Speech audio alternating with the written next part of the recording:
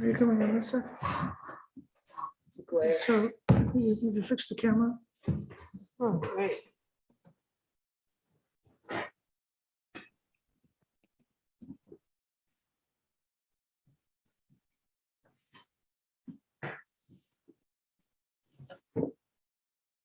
That it?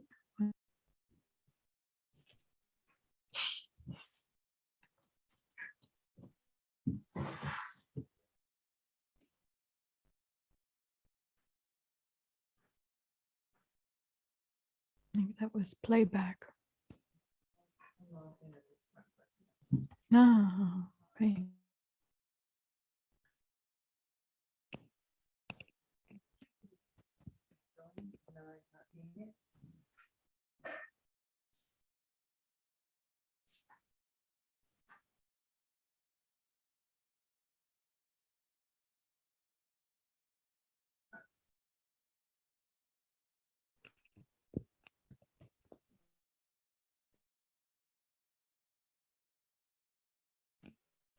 Okay.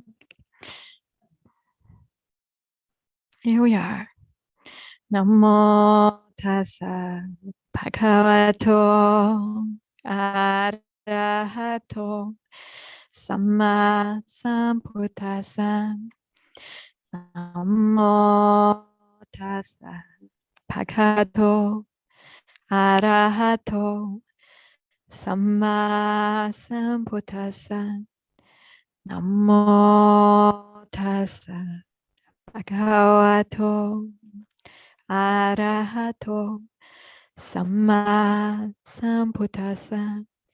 Buddhang dhammang sanghang namasami. So greetings Aranya dwellers and monastery dwellers. This is our 8th session of our 2022 Vassa Vinaya studies.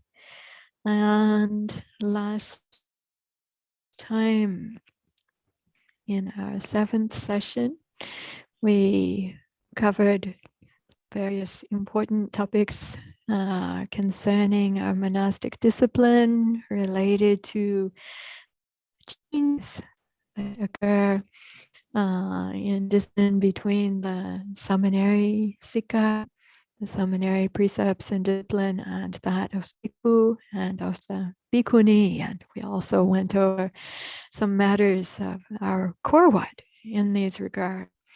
There was a chant that we learned that I had promised to share with you afterwards, which I've sent to our residents Google group.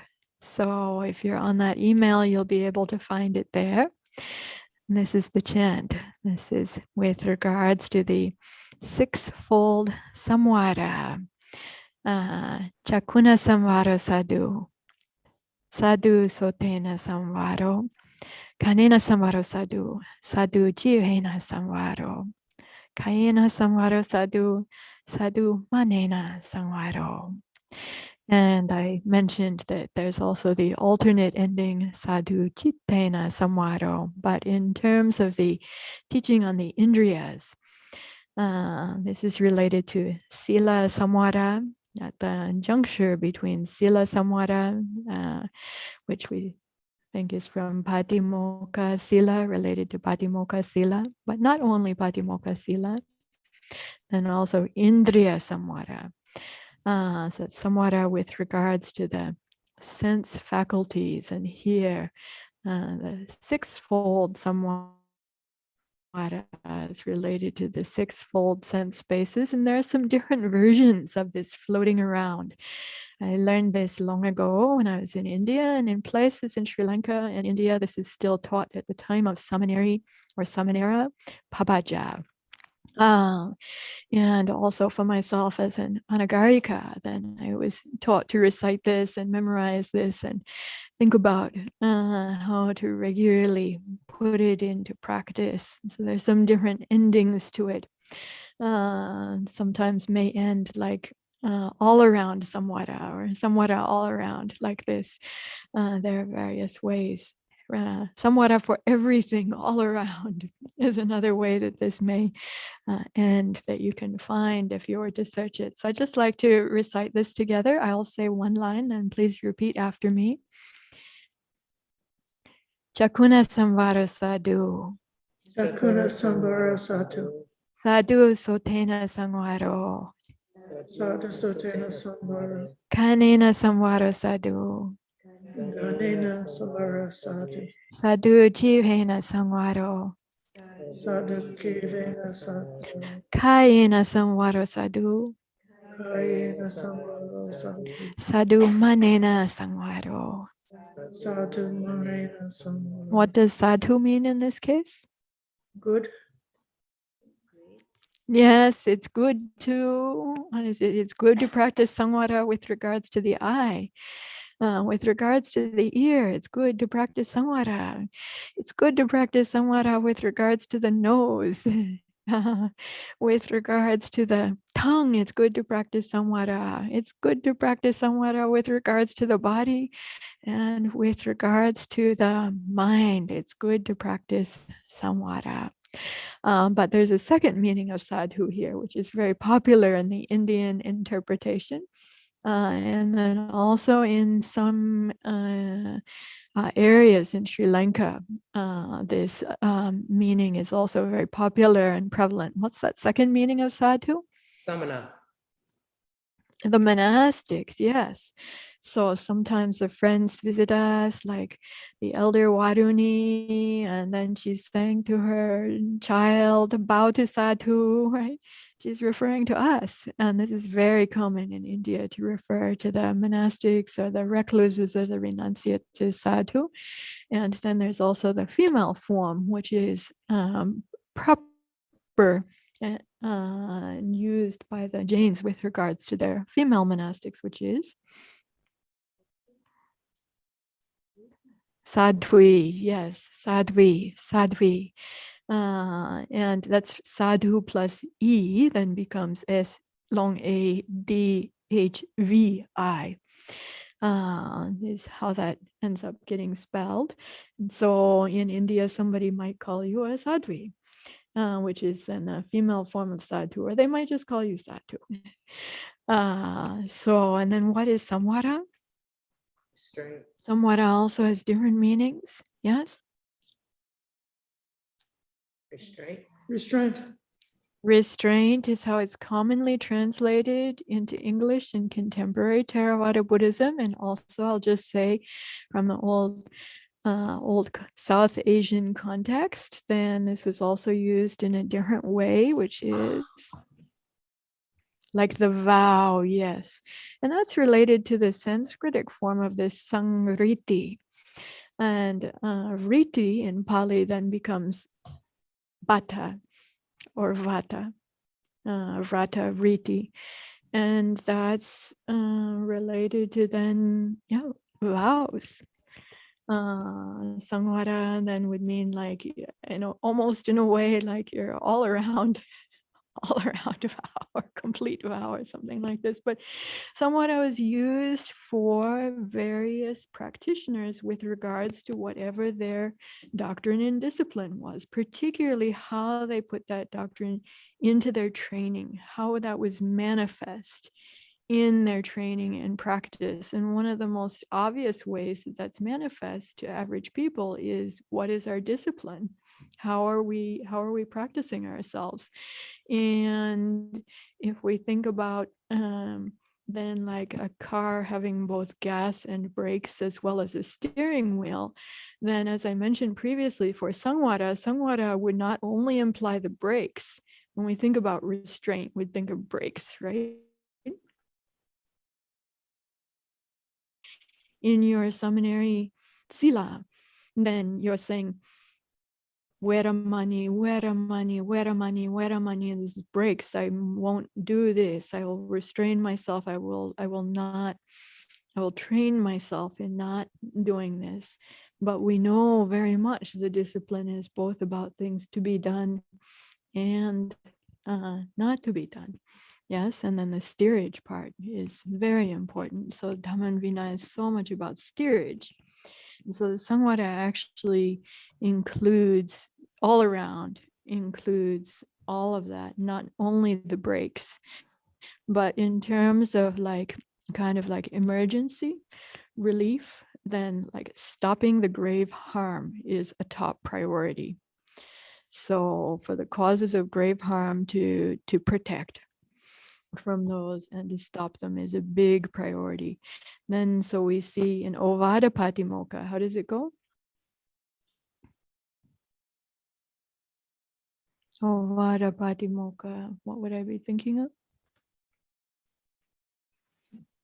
Ovada Patimokkha, Sabha.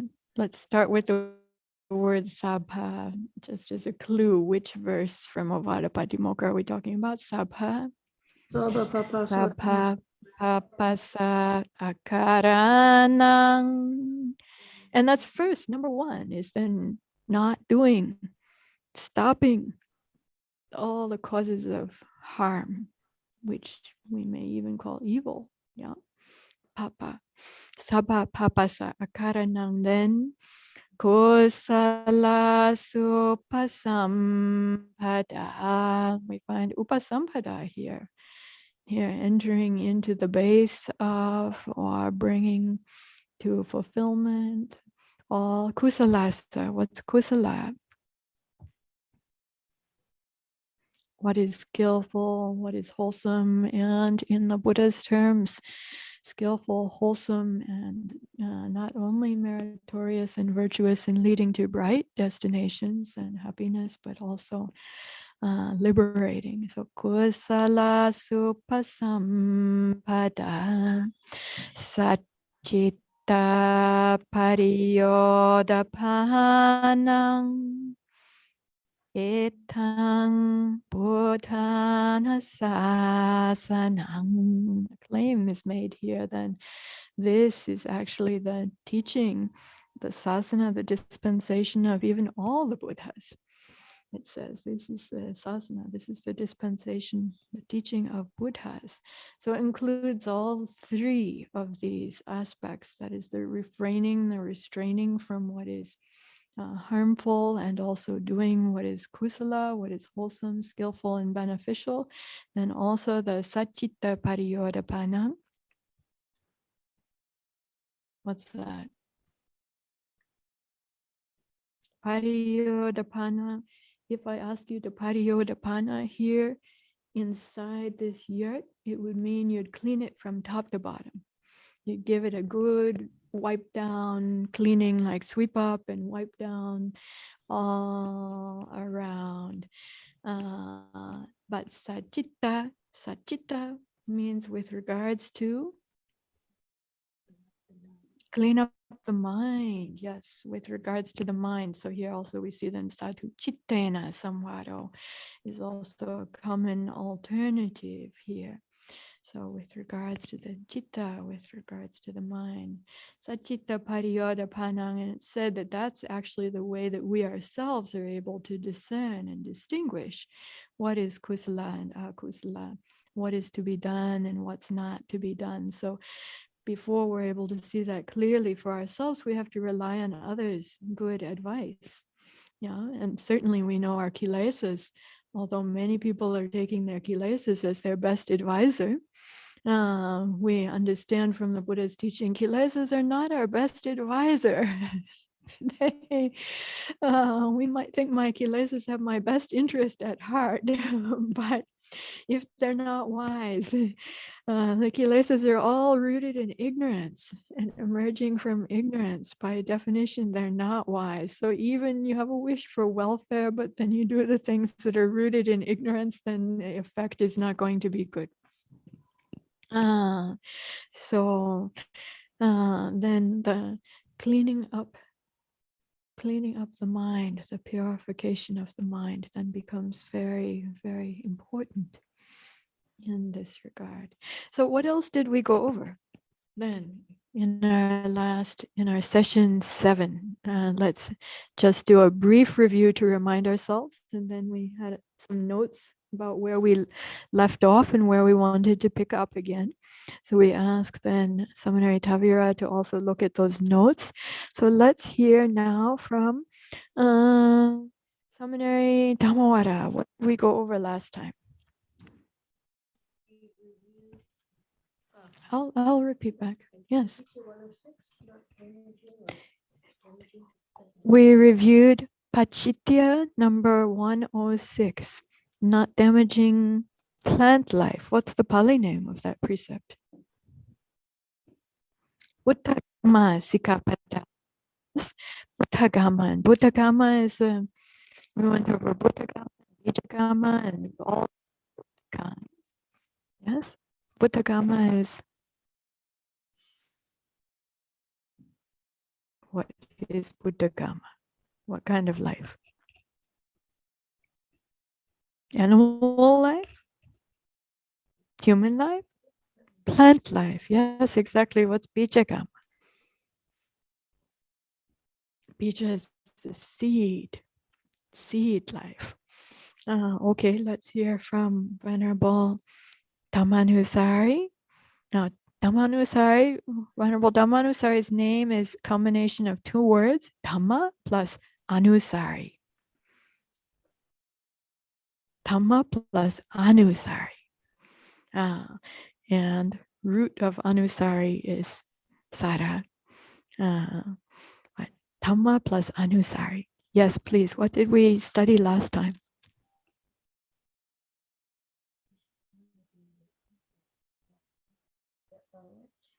Patavi, the earth. We studied about the earth, yes.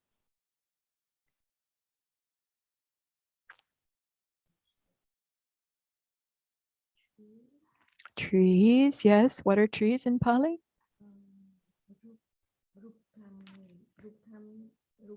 Ruka, yes, ruka.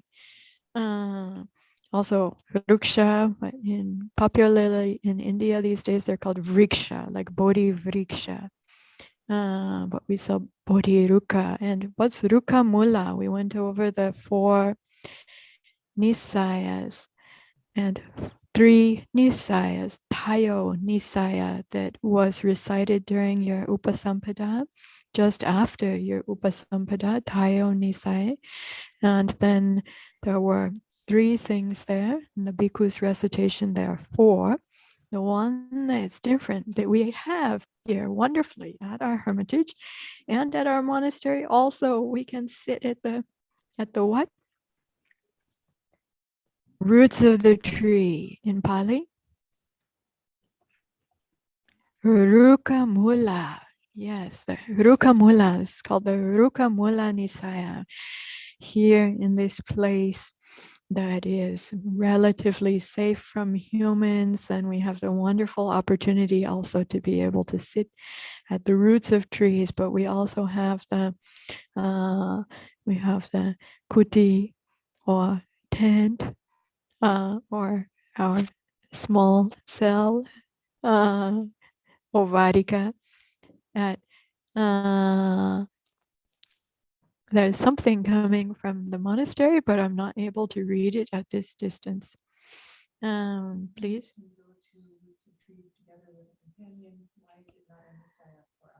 Oh, well, okay, good question. I'm not going to be able to tell you the answer to that. Exactly. Only the Buddhist traditions say that once upon a time the bhikkhunis had all 4 nisayas, and then one of the nisayas was removed due to the bhikkhunis continuously being harassed and abused by vagabonds and brigands, dacoits. People, we can see actually in the other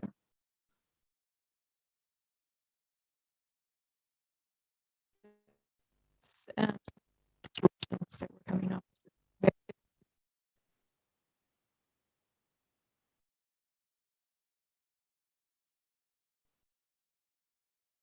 Just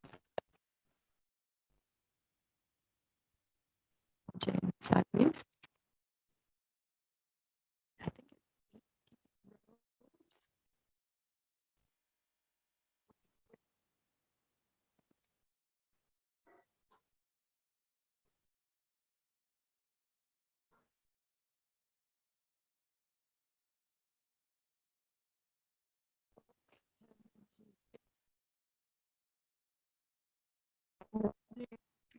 know there's so many different languages. You're in a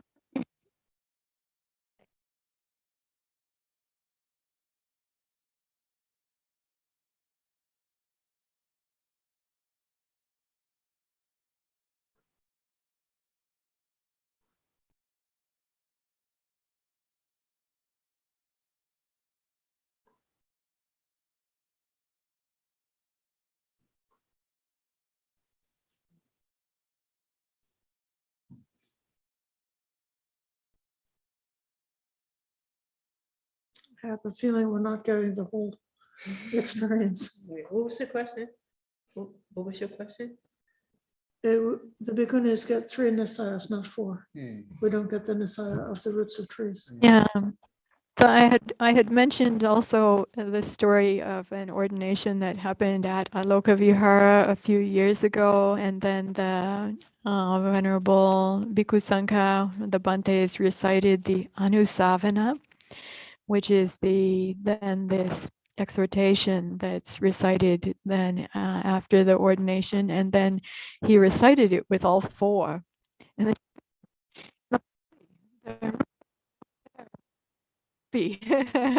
about that. And then someone mentioned to the Bhante afterwards, and he said, yes, he had just converted it over. So what else did we study?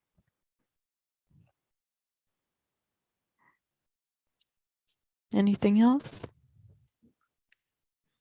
So we actually went over then that Anusavana, and that's the exhortation at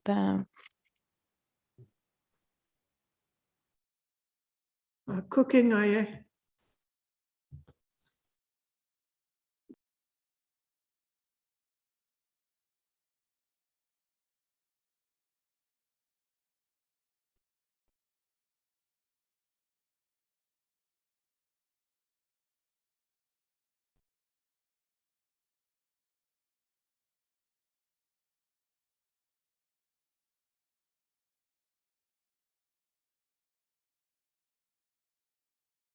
that's the things that she noted, which we set aside for later discussion. Passing the mic to her.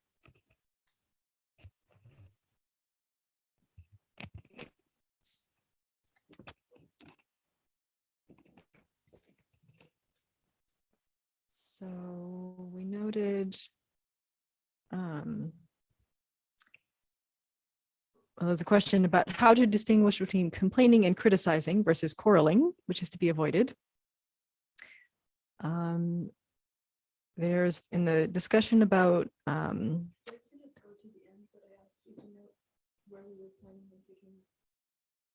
okay.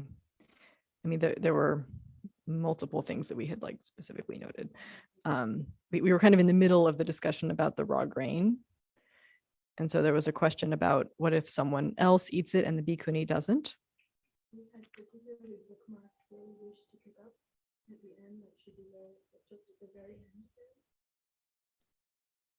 Okay, there's the question about in terms of cooking about vegetables and copying vegetables.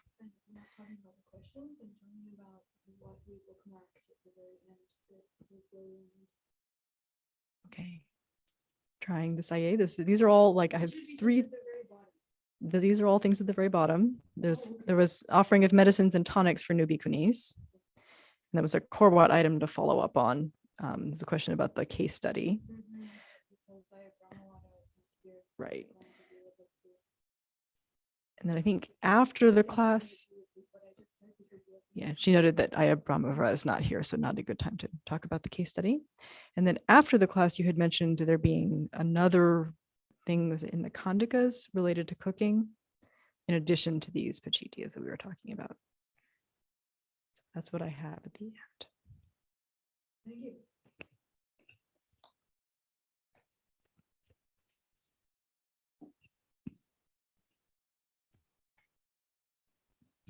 So I have broached the question about a case study, going over it together. This realized when that our next meeting was also the day that to be coming and visiting with her, asked for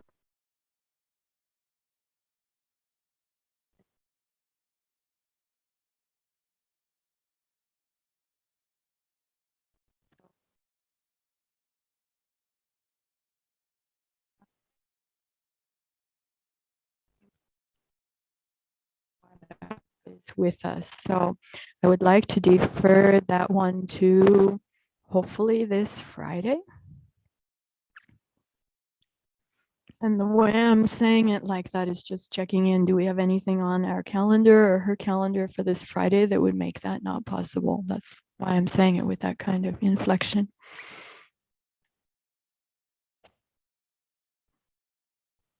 I Sopane.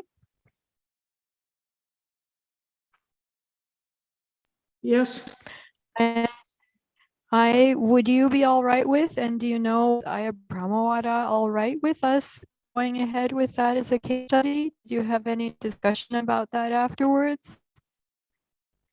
since we couldn't hear 90% of what was spoken, I'm not sure to which you were referring. Do you mean you can't hear now, Aya, or I can hear you now, but you couldn't hear? preceding 10 or 15 minutes, could not hear most of the conversation. Do you mean today or during our last session? Today, I Aha, okay. All right, Aya, does it seem like it's a problem with the internet or something with the mic? don't know what the problem is. It's just that there's a lot of dead air with no voices coming through at all. Okay, thanks for mentioning that, Aya. So I'd like to then make a note to follow up with Aya Sobana and Aya Brahmawara about the possibility of going over on Friday, going over that topic as a case study. Which topic would that be, IA?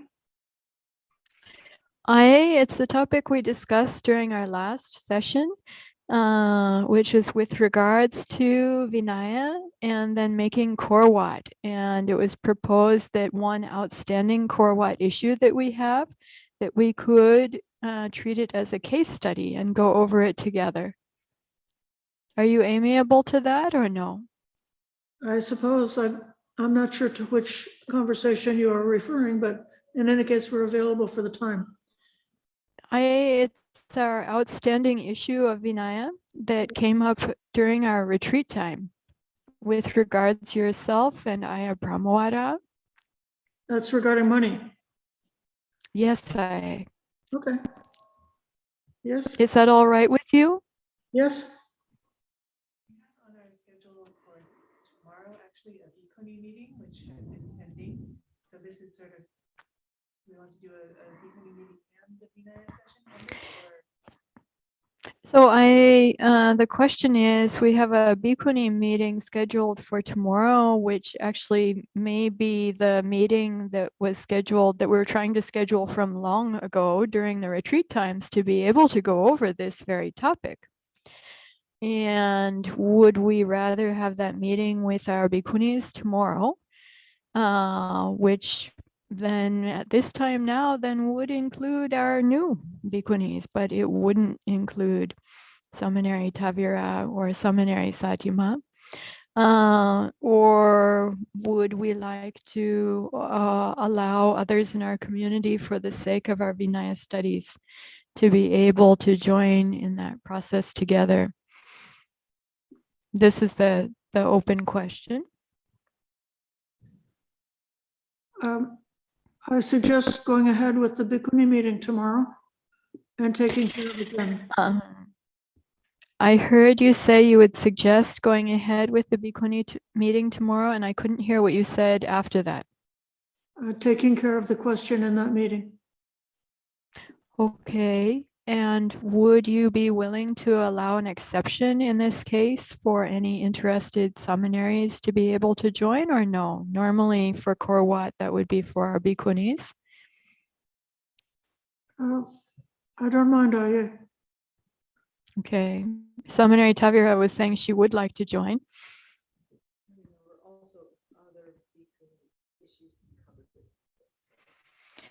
Seminary Tavira is noting that there were also other Bikuni issues to be covered in that meeting.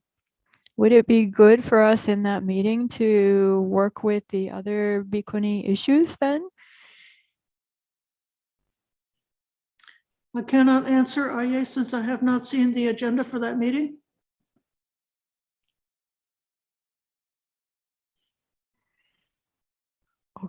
Okay. Thank you, IA. So let's go ahead then.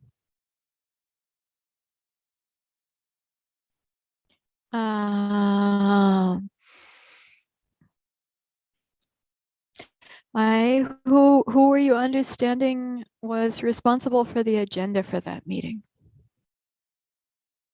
The person who proposed or requested the meeting? Well, I know that during our retreat time, then yourself, myself, and Aya Brahmawada had said that we should have a meeting post-retreat to go over the Korwat part, but the other things are the things that were proposed by Venerable Kachayana?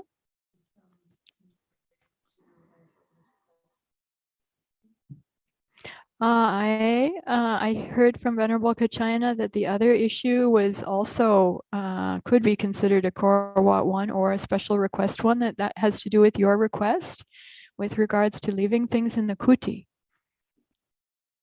Okay.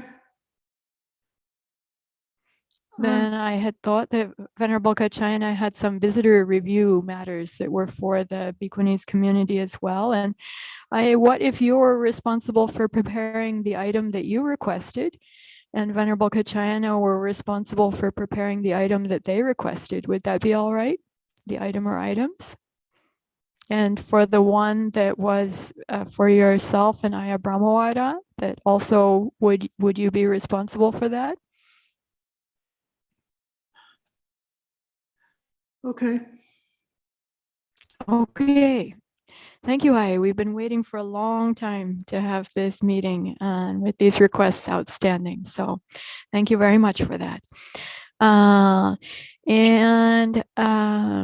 would like to offer today, actually, an alternative for a case study. In this case, another real life matter that's come up recently. There's one more, in fact, with that Venerable Anuvedita and one of the Ajahns, Bantes in Europe, had brought up, which I would like to go over as well, but I'd like Venerable Anuvedita to be able to be present for that one if possible.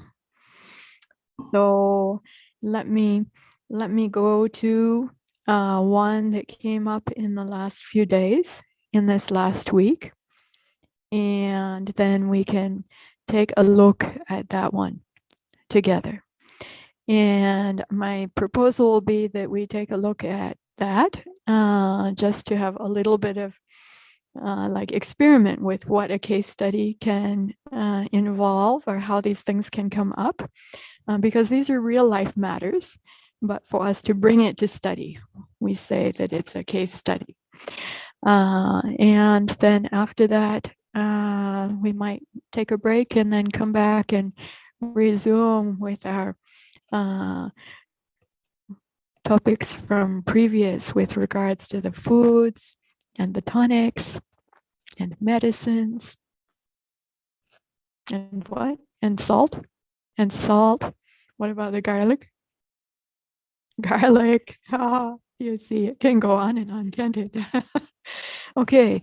So thank you. I didn't know there was a salt question, but certainly salt question has come up since ancient times, if we would believe the text. So then let's take a look now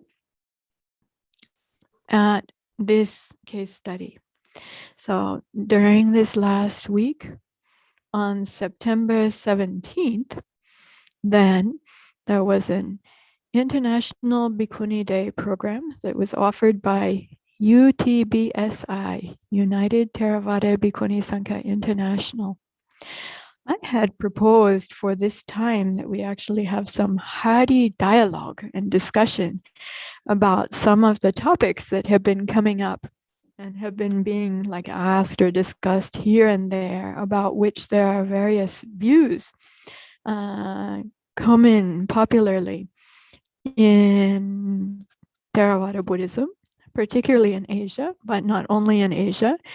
And so this would be like amongst the kind of what we called hot topics when we were going over popcorn in the beginning, of things that could be on the frequently asked questions list. So some items that relate to ordination and bhikkhu and bhikkhuni preceptors. I had proposed that we do this, but due to my busyness with preparing for ordination and maybe some others getting cold feet about it, I had suggested even that we have the program and we record it beforehand so we could edit anything that we wanted to make it like more, to give a sense of more comfort and ease, and then broadcast afterwards rather than necessarily talking about the things live. I had wished to have it live though, but then asked me to be the moderator. And I said I wanted to be the participant, not the moderator. So in the absence of the moderator, then they reverted to inviting each one of us to give a talk or a presentation. So I gave one talk presentation that was recorded before our last study session 7. And then others also gave talks live or recorded. Venerable Bhikkhuni Dhammananda Terry in Thailand also was there live and gave a recorded talk. And the questions came up with regards to the recorded talk. So in the recorded talk, there were some things that were said that then we had some correspondence about. They're actually things that we had been studying about ourselves here in the canonical Pali text, even just in the week and 2 weeks before that. So it was very fresh in my mind. Seminary Tavira, you watched this together. Do you recollect anything that was said that seemed like, what did it seem like based upon our studies? See how I'm going to give her the responsibility for her right speech in this case.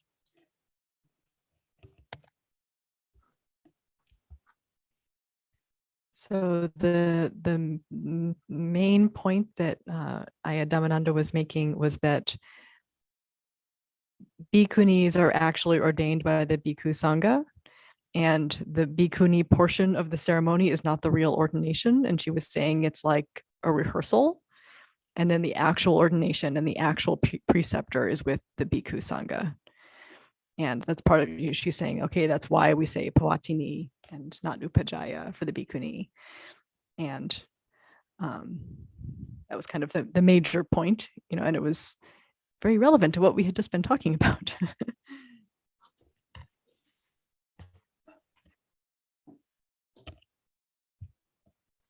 Thank you. So I haven't addressed all of the issues that came up within that talk yet, but there are 2 of them that I did address, and one that Seminary Tavira alluded briefly to was that she was saying that Pavatini should not be called Upajaya, that the Pavatini is, the Bhikkhu is an Upajaya.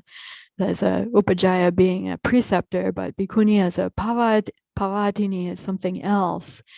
And so that's something that we had been looking at just before in our Vinaya studies. In which text were we looking at? Do you recollect? One of the canonical texts? What text was that we were looking at? Just to check your memory. Bhikkhuni Vibhanga. Yes. Take a look at my letters here. There are 2 things. One is whether the Uttapana, whether that can be considered upasampada or not. And the other is whether Pavatini, Venerable Dhammananda had mentioned that there were the Pavatinis who were being called upajayas, and that was not correct. And then also she mentioned that the Pavatini must be appointed by the Bhikkhu Sangha. So that was mentioned several times. And she wrote afterwards back that she herself was appointed by the Bhikkhu Sangha, and Venerable Bhikkhuni Liu Phap Viditadhamma Terry was also appointed by the Bhikkhu Sangha, and she recommended for another monastic in future that a bhikkhuni, that when she was ready, that she should be appointed by the Bhikkhu Sangha for it to be lovely and strong. And so then if you go to my subject here, I wrote back then to our UTBSI International Bhikkhuni coordinators. And I think there was another subject there that was about them. We're just looking at just before I saw it there. It's the one about the Pavatini must be appointed by the Bhikkhu Sangha. So this one actually maybe not one that we studied about previously, although it comes up in the pretty much the same area. Go ahead and scroll down a little bit. So Venerable Dhammananda said that the Pavatini must be appointed by the Bhikkhu Sangha. Are you able to make this larger or no? Hard to read then. So I wrote back because they were celebrating new Mahateris, including our Ayya Sudhamma, who's now in her 20th Vassa, and Venerable Viditadhamma Teri, who became a Mahateri with 20 years in Bhikkhuni life last year, also celebrated, and Venerable Dhammananda will be completing her 20th Vassa as well. So I rejoice with our Mahateris. And then I didn't see the program live. I was only watching it later on YouTube. And so I say that Venerable mentions twice that it's most important of all that the Pavatini be appointed by the Bhikkhu Sangha. And I asked her for what was her source. And she did later reply that her source was she was appointed by a bhikkhu. And she knows others who are appointed by bhikkhus. And that was her source. And so I wrote, as we've been instructed in and studied ourselves in the Tipitaka Mula. What's Tipitaka Mula?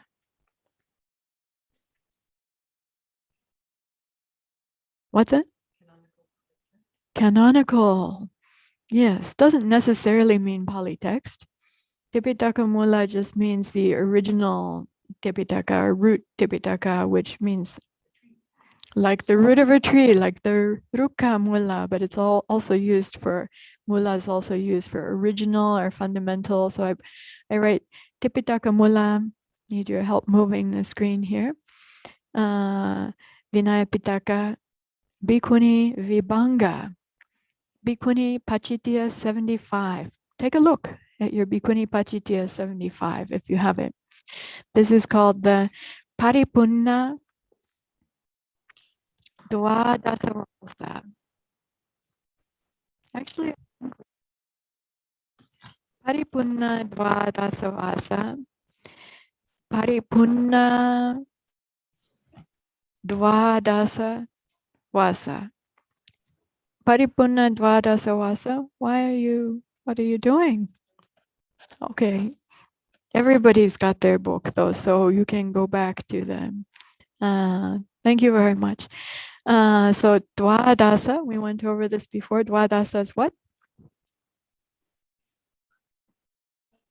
Dasa is 10 2, so it's 2 plus 10 is 12. Dwadasa Vasa, then Dwadasa. I'm having a hard time following with all the things moving on the screen like that. I see. Okay. Could I see what I was just? Okay. Oh, thank you. Okay. Paripunna Dwadasa Vasa means what? You said Dwadasa means 12 plus Vasa. 12 Vasas. Paripunna. Punna is full, like the Punima. Punna means the full moon. Pari, completed, completely completed. So it means the What's the English translation in your Bhikkhuni Patimokkha 4th edition? For 12 years. Fully 12 year. Should any bhikkhuni, even if she have fully 12 year seniority, give ordination when she have not been authorized by the Sangha of bhikkhuni? It is to be confessed. Confessed. So, Paripunna Dwadasa Vasa Sikapada, I'm reading it back again from my letter. It is the bhikkhuni Sangha that is authorized to appoint, that is to agree upon, a bhikkhuni Pavatini Upajaya to give higher ordination, that is Uttapana Upasampada.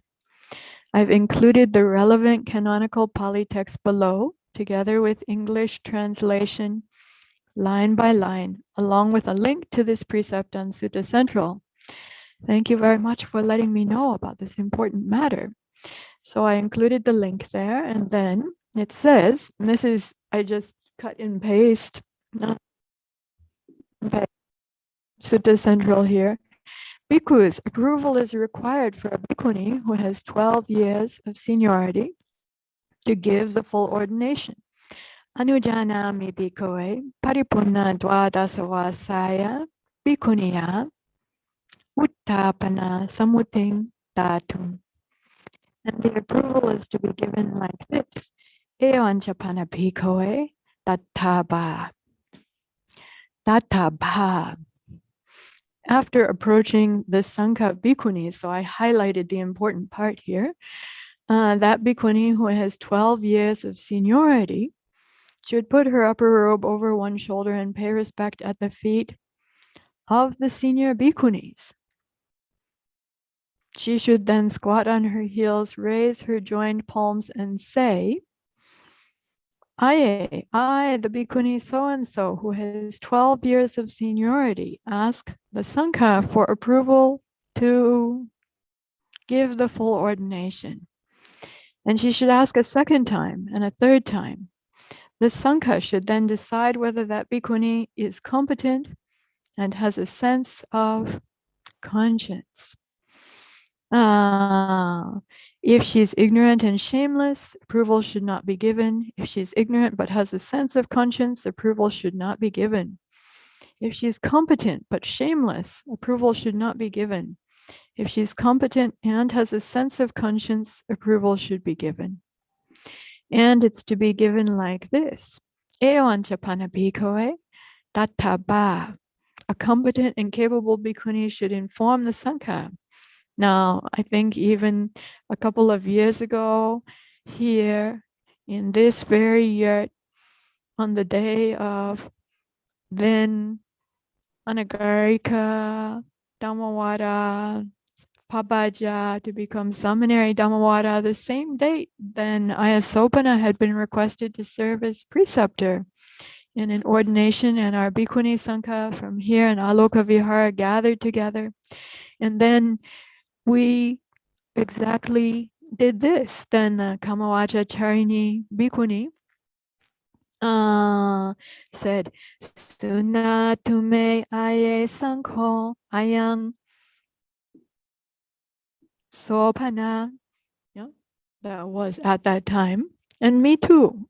Previously in 2009 in Australia, then with the Bhikkhuni Sangha there, we went through this procedure at that time. So it says here, if it seems appropriate to the Sangha, this refers to which Sangha? It seems to be referring to the Bhikkhuni Sangha.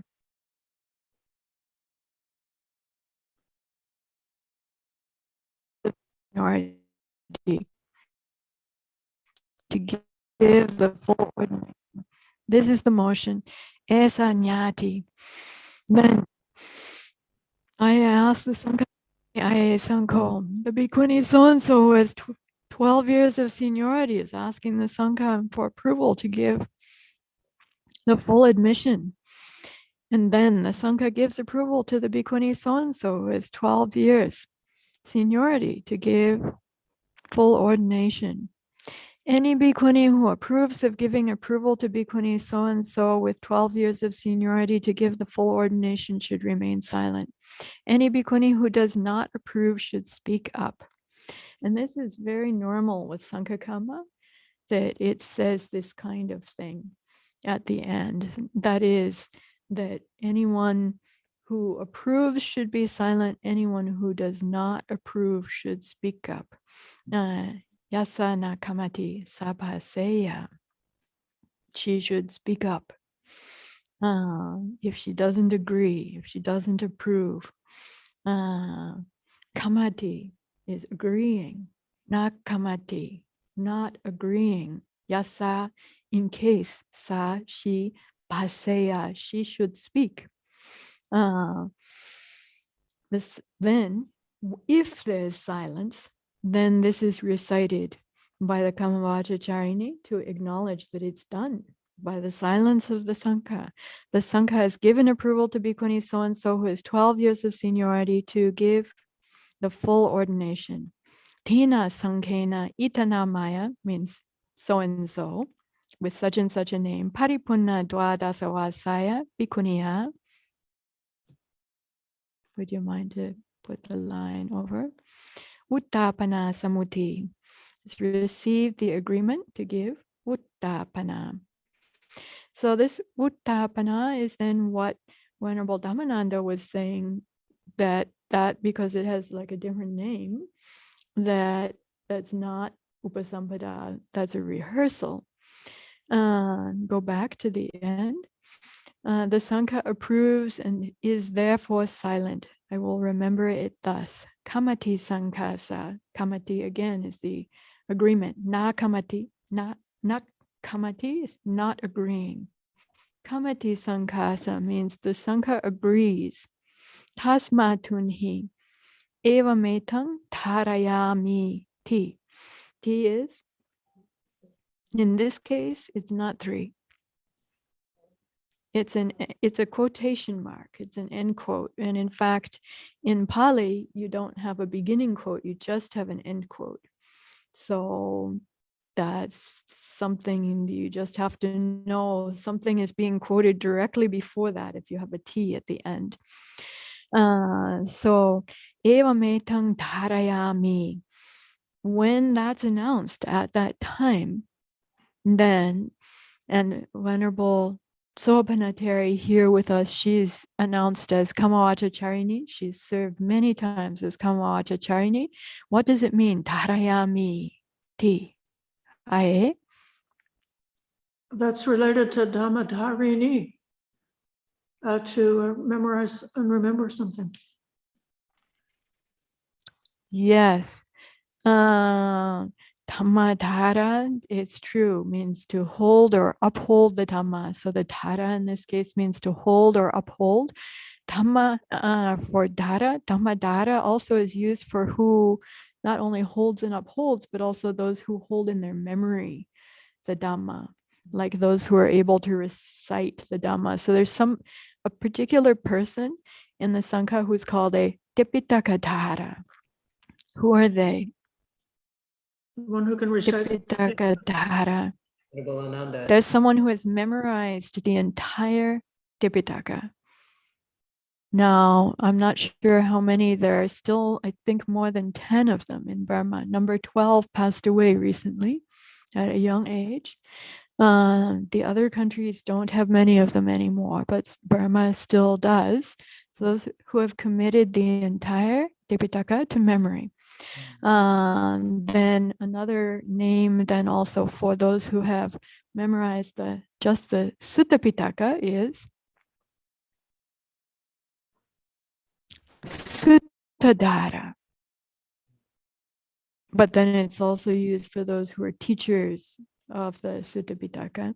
And then another name for someone who has memorized the Vinaya Pitaka Vinaya. is Vinayadhara. Right. So it's used in two ways. One, Vinaya Dhara is also used for those who are considered to be holders or upholders of the Vinaya, those who are practicing thoroughly with the Vinaya. In another way, it means who has memorized the entire Vinaya Pitaka, who is committed to memory and would be able to recite it from memory. So not only reciting the Bhikkhu and Bhikkhuni Patimokkha from memory, but able to recite the entire Vinaya Pitaka from memory. So there used to be a lot more monastics who were able to do this, especially in this generation. I think the computer, electronics, and mobile phones and all that may have had something to do with it, but also learning. Western learning, spread of Western learning has not emphasized memorization nearly as much as the traditional learning in Asia, which even the basis of that in some places for a long time was that learning was memorization and the ability to recite. So when this is recited by the Kamavachacharini, for example, during the Sima establishment recently, when this was recited, Kamati Sanghasa Tasma Tunhi Ewametang Dharayami. When that was recited then by Ayasobhana and Ayabhramawada, what did that mean when that was recited?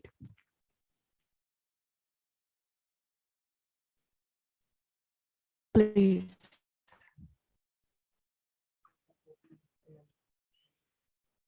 It means it's done.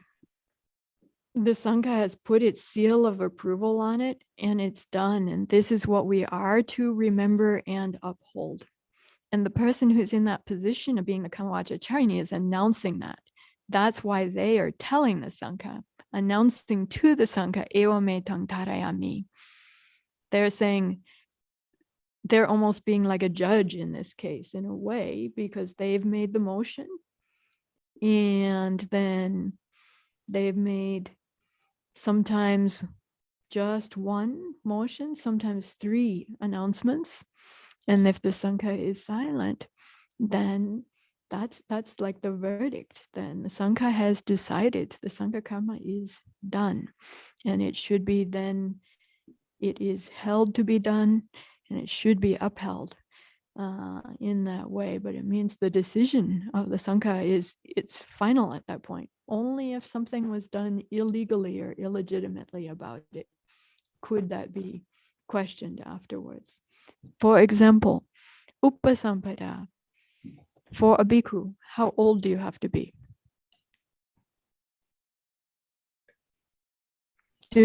fully ordained as a bhikkhu?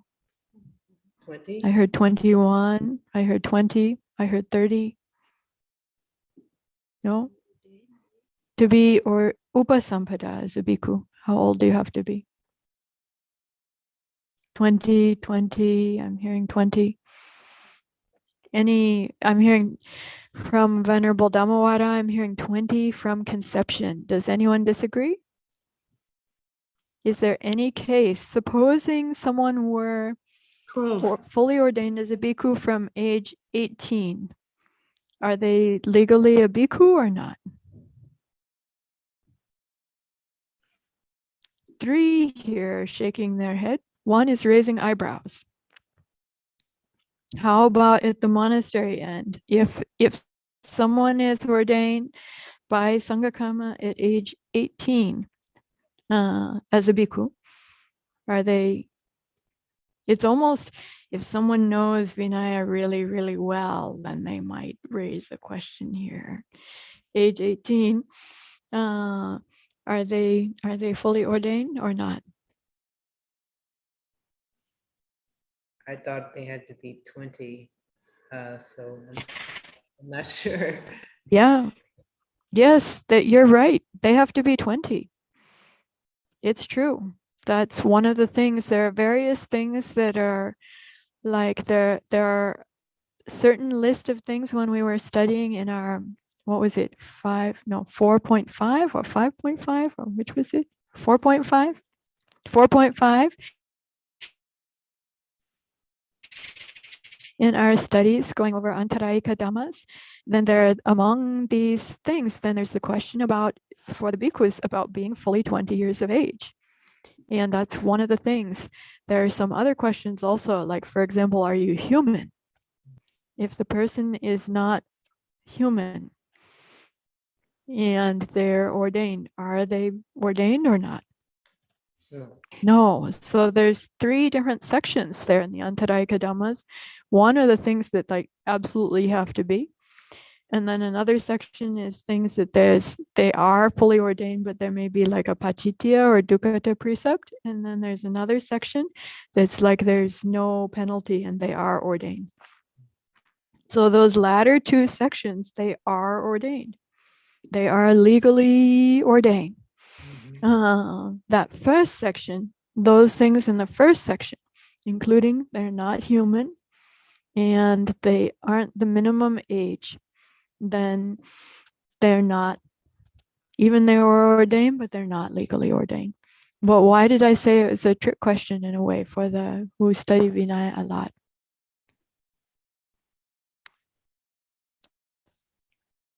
Who can be ordained at age 18 and it's legal? Do you know? By the Buddha. A married woman. Is there only one or are there 2 who could be ordained at age 18 and it might be legal? What did you say, Ayasopane? I said a married woman. Married woman. Yeah. Is it true? Have you seen anything about this in your Patimokkha? Studying your Patimokkha. Venerable Gacchayana did. They can be ordained at 12. Even she could be fully ordained at age as young as age 12. It's true. It's there in our Patimokkha. If she could even from the age of 10, if she had been married, she's called Gihigata. Gihigata. What precept are you looking at, Venerable Gacchayana? 66. Pachitya 65, 66, yes. So she could, if she's a capable young person who has, then in the old Indian context, Gihigata means she's gone to live at the home of the husband's family because she's been married. And then she takes on the responsibilities and duties of a wife with the husband's family. Even she could be in the time after the Buddha started to become common, even from age 10. Maybe not during the Buddha's time. It said during the Buddha's time, an area than 16 was an average age for both the men and women for marriage. However, later on, the girls started getting married off much younger because in Brahmanism, then it was considered to be a sin to the father and to the family if the girl had a period and wasn't married. So in fact, if she had a period, then it was considered to be a kind of killing because they thought then there's like the loss of the embryo, undeveloped embryonic life. And so that was made a sin for the father and the family in Brahmanism. And so then they tried to, that the father would get this sin if he hadn't married his daughter off before her first period, in time for her first period, first menses. So this is after the Buddha's lifetime, then this became very widespread and popular in India. So then have the girls getting married really young. So from age 10, then if she had been married and she wished to enter the Sangha, then she could do so. And if she received the Sikamana training and she kept that Sikamana training properly for 2 years, from the age of 12, she could apply for Bhikkhuni Upasampada. So true, as Ayasobana said, yes, she could be 18. She got married at 16 and undertook the Sikamana training and then would be able to ordain at age 18. It's correct. It's proper and correct. But for bhikkhus, do they have this opportunity? No. Bhikkhus don't have this opportunity. So these here are some of the mysterious, like big kind of question things there. Certainly the boys could go forth as samanera at a younger age, but then they have to wait until age 20 for upasampada. Then in the order of seniority in the Sangha, samanera or sikamana, who is ahead in the line or in the, say, like in the kind of like the ranking. Sikamana, they're saying, yes. Do I agree? How about at the monastery? Do you agree? Yes. Yes, I hear Samaneri Satima, yes. Yes, it's true. The Sikamana is ahead. Having undertaken the Sikamana training and discipline, she is ahead of the Samaneras and Samaneris, but behind the Bhikkhus and Bhikkhunis. So anyway, just mentioning about this. So let's go down further. So I shared this in the email, and then that's the end. So this was just what I attached to the email together with a link for it.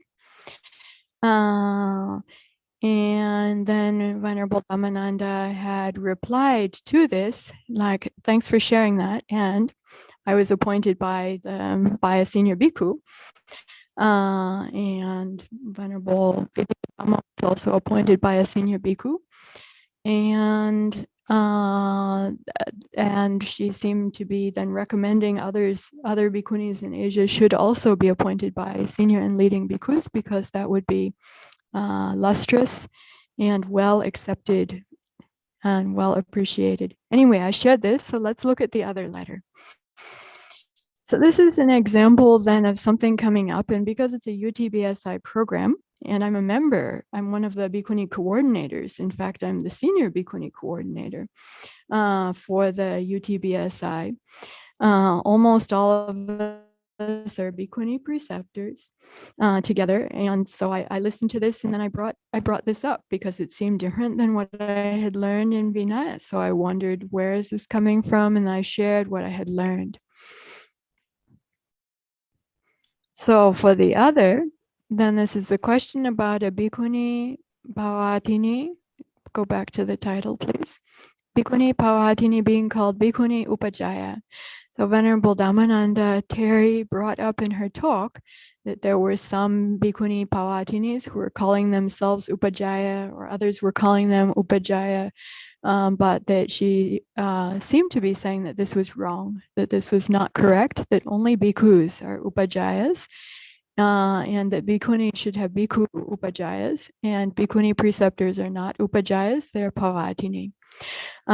So then this is the second, if you scroll down again. So then PS, so I had been watching this, and I wrote the first email, watching part of it, pausing. And then I started to watch more. I actually missed a section when I watched it the first time. And so then I sent this PS. Following up further, as Venerable Dhammananda, at the end, she invited for discussion. In her talk, Venerable Dhammananda also brought up the relationship between Bhikkhuni Bhavatini and Upajaya, and the relationship between Bhikkhuni Uttapana and Upasampada. The first, RE1, we're looking at Bhikkhuni. Well, that's it then. Bhikkhuni Upajaya. And then so I just cut and paste from that link there. It's Pitanti. This is a T quotation mark, or a state of being, I think, quotation mark. And then the definition is upasampaditum. Upasampaditum. So it's saying Uttapana is defined as upasampada. Then for Pavatini, it says Pavatini Nama, who is named the Pavatini or called the Pavatini, Upajaya, Uchati. She is said to be the Upajaya. So then I gave a screenshot of it as well, just to show it in the context. So that's number one. Number two, the canonical Bhikkhuni Vibhanga at, then what does that blue mean there? What's it saying?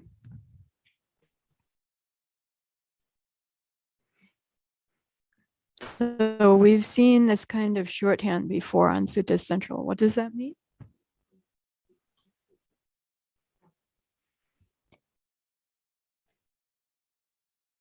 Can you zoom into the top of the screen where we see it? So just to remind, right there below, you'll be able to zoom in on it. So look there. Do you see where that says that there? Make it big. So you've seen this before. What does that mean? BIPC 74. Pali Theravada Bhikkhuni Vibhanga Pachitya 74. English. Yes, on the right side, that BI is for Bhikkhuni, PC is for Pachitya, and the number is 74. And we looked at this one before. This is the Unna Dwadasavasa. Unna Dwadasavasa Sikkapada.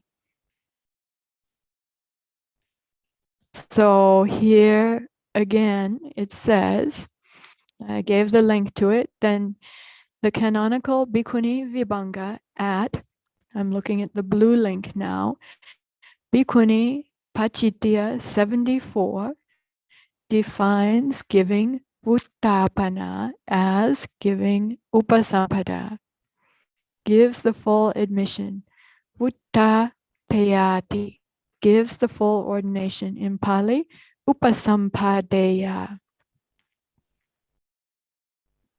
So this is what we find in our canonical text. This is not me making some special argument about it or anything. I'm just sharing simply in brief. This is what we find in our canonical Bhikkhuni Vibhanga. This is what it says. I didn't change anything there. I just cut and paste and made the screenshot. So scroll down a little bit. In both these regards, both number 1 and number 2, the canonical Bhikkhuni Vibhanga is consistent in these definitions. That is, they are repeated over and over again. So it's not just in these 2 precepts. These definitions are repeated over and over. So I said, may our discussion be fruitful. Triple Gems blessings. But there hasn't been any reply to this one yet. So I thought about, I know I can be too long and complex sometimes.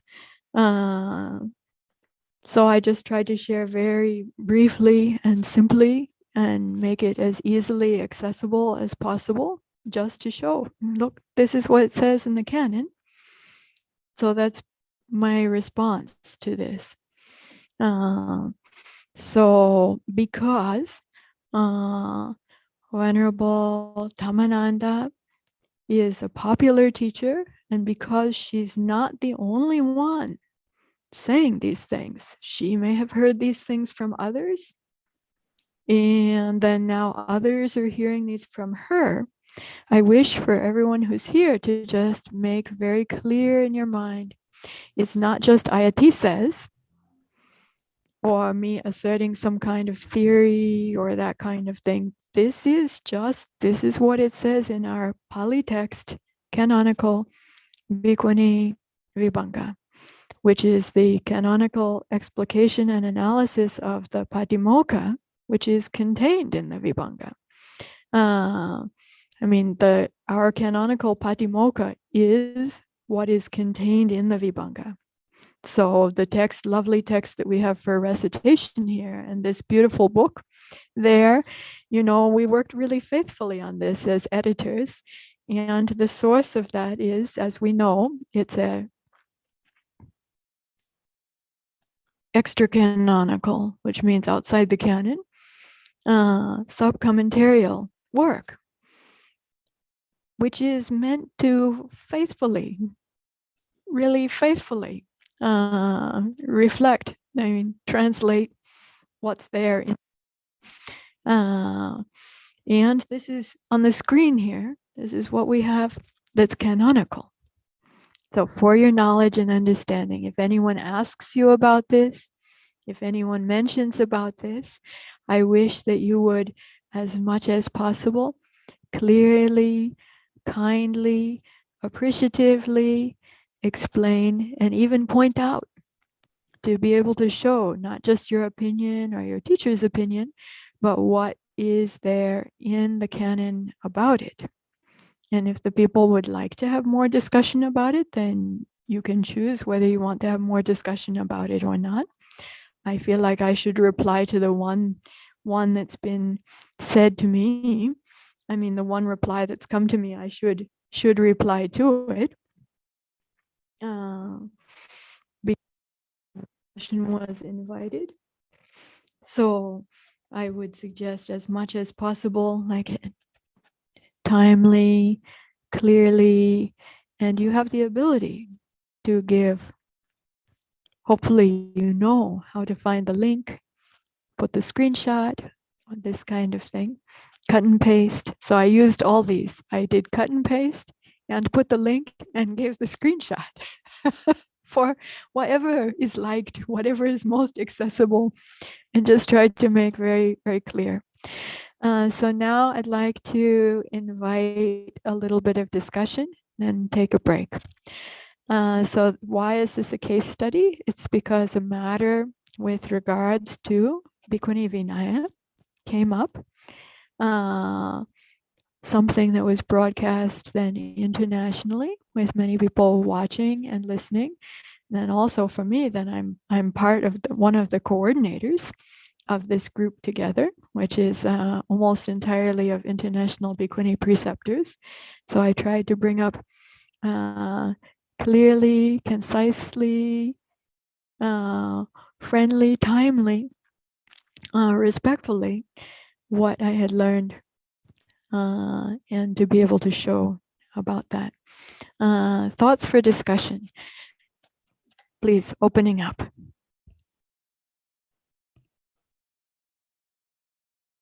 Real life case study. Things come up. How can you care for them? So we're going to have different kinds of case studies. And tomorrow, maybe even different kind of live case study, means real life things come up related to Vinaya. Training, practice, knowledge, understanding, resources, all these things. Discussion. Passing to Venerable Dhammawada.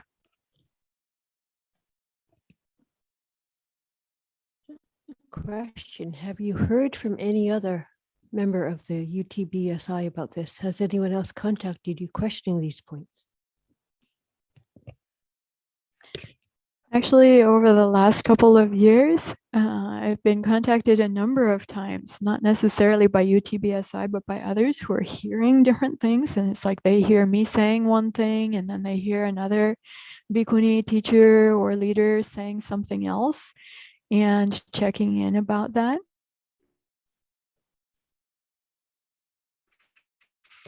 In this regard, has anybody, other UTBSI coordinators, then they wrote back from what I wrote, like, thank you very much for sharing with us and for increasing our knowledge and for sharing the references and resources and this kind of thing. So most of them wrote back appreciatively and thankfully like this. Venerable Dhammananda, with regards saying that the Bhikkhuni should be appointed by, Bhikkhuni preceptors should be, or Pavatini should be appointed, must be appointed by the Bhikkhu. And she wrote back, as I had asked what's her source, where's that coming from? She wrote back, that's because that's how she was appointed. And then also she had organized for another Bhikkhuni, Vedita Dhamma, Terry, to be appointed in this way. And she said that she stood by the the method as being a good and appropriate one that she recommended and she thought we should go forward with. So wow, to my mind, there's something really deep there that's like feeling like for the bhikkhunis to do it, or bhikkhunis sanghakama, that it's like somehow deficient, and that it needs to be done by a leading bhikkhu to be authentic or to be respected or to be accepted. And to me, that's something actually really important and profound. And I feel like if we have a feeling like that, and the canonical texts say something different, then just to be clear, I see a hand at the monastery. I would recommend just being clear. That is, this is what the canonical text says, and this is how I feel. This is how I've been raised. I feel like it needs to be done by a senior bhikkhu in order to be authentic and well respected. To just say that's a feeling, right? But when one just says it must be like this, without saying the canon says something different, or without saying this is my feeling based upon the way I've been raised, or this is because this is my context, or this is how I view my situation, so this is why I think like this. I feel when we just, if we're in a position of leadership, or even just to be a bhikkhuni saying things, you know, how people, sometimes the things that you say, they see your shaven head, they respect the Buddha, you're wearing the robe, you say something, even you're a junior bhikkhuni, and people sometimes will take that very seriously, yeah?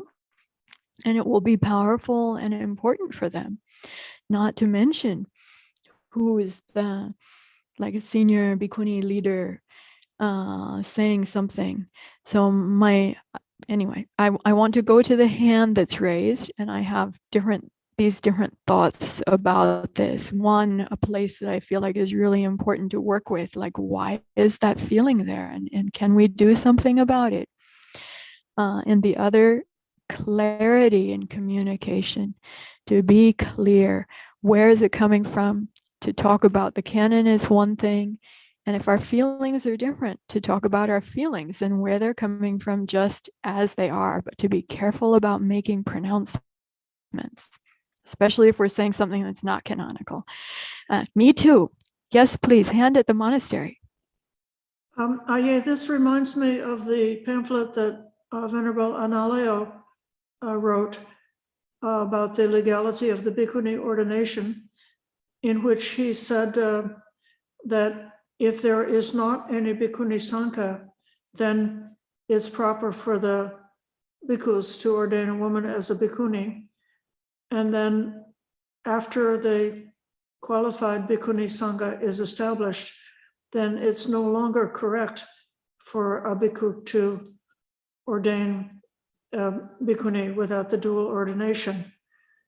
So those, even in the bhikkhuni sangha of Sri Lanka, the tradition from Dambulla that I was in, when they did the first ordination, the first pavatinis were appointed by the bhikkhus, because there was not a qualified,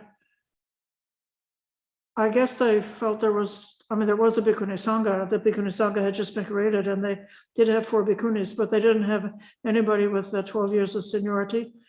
And but the bhikkhus made that request, and I guess they made that appointment. So then someone like Dhammananda, who's got a lot of seniority, might have, it just seems possible to me that the bhikkhus at the time could have been thinking, we can do this because there's not a qualified bhikkhuni sangha yet. But then it was understood or interpreted as that it should always be done that way. Thank you for mentioning that, Ai. And I'm not sure how much may be coming from your own personal direct experience, or how much may be coming from what you've heard from others. My understanding is that for Dambulla, for the 20 Sri Lankan bhikkhunis who are ordained, fully ordained in Bodh Gaya in 1998, and then received Talikama from the Sri Lankan Bhikkhu Sangha in Sarnath in the Anagarika Dhammapala Sima. Then they returned to Sri Lanka, and then 3 of them were chosen by Venerable Siddhi Sumankala Mahatero, the chief of the Dambula, and they received special training to become Bhikkhuni preceptors, and then special and intensive training. Then 3 of them were appointed as Bhikkhuni preceptors. And then they started giving ordinations again in Sri Lanka in that same year, several months later, as in 1998. My understanding was that I'm not saying that they were appointed by Venerable Siddhi Sumankala or the Bhikkhu Sangha through Vinaya Kamma as preceptors. That could have been done by the Bhikkhuni Sangha there, because there was a Bhikkhuni Sangha of 20 already at that time. That part I don't know about, like how were they appointed? I don't know.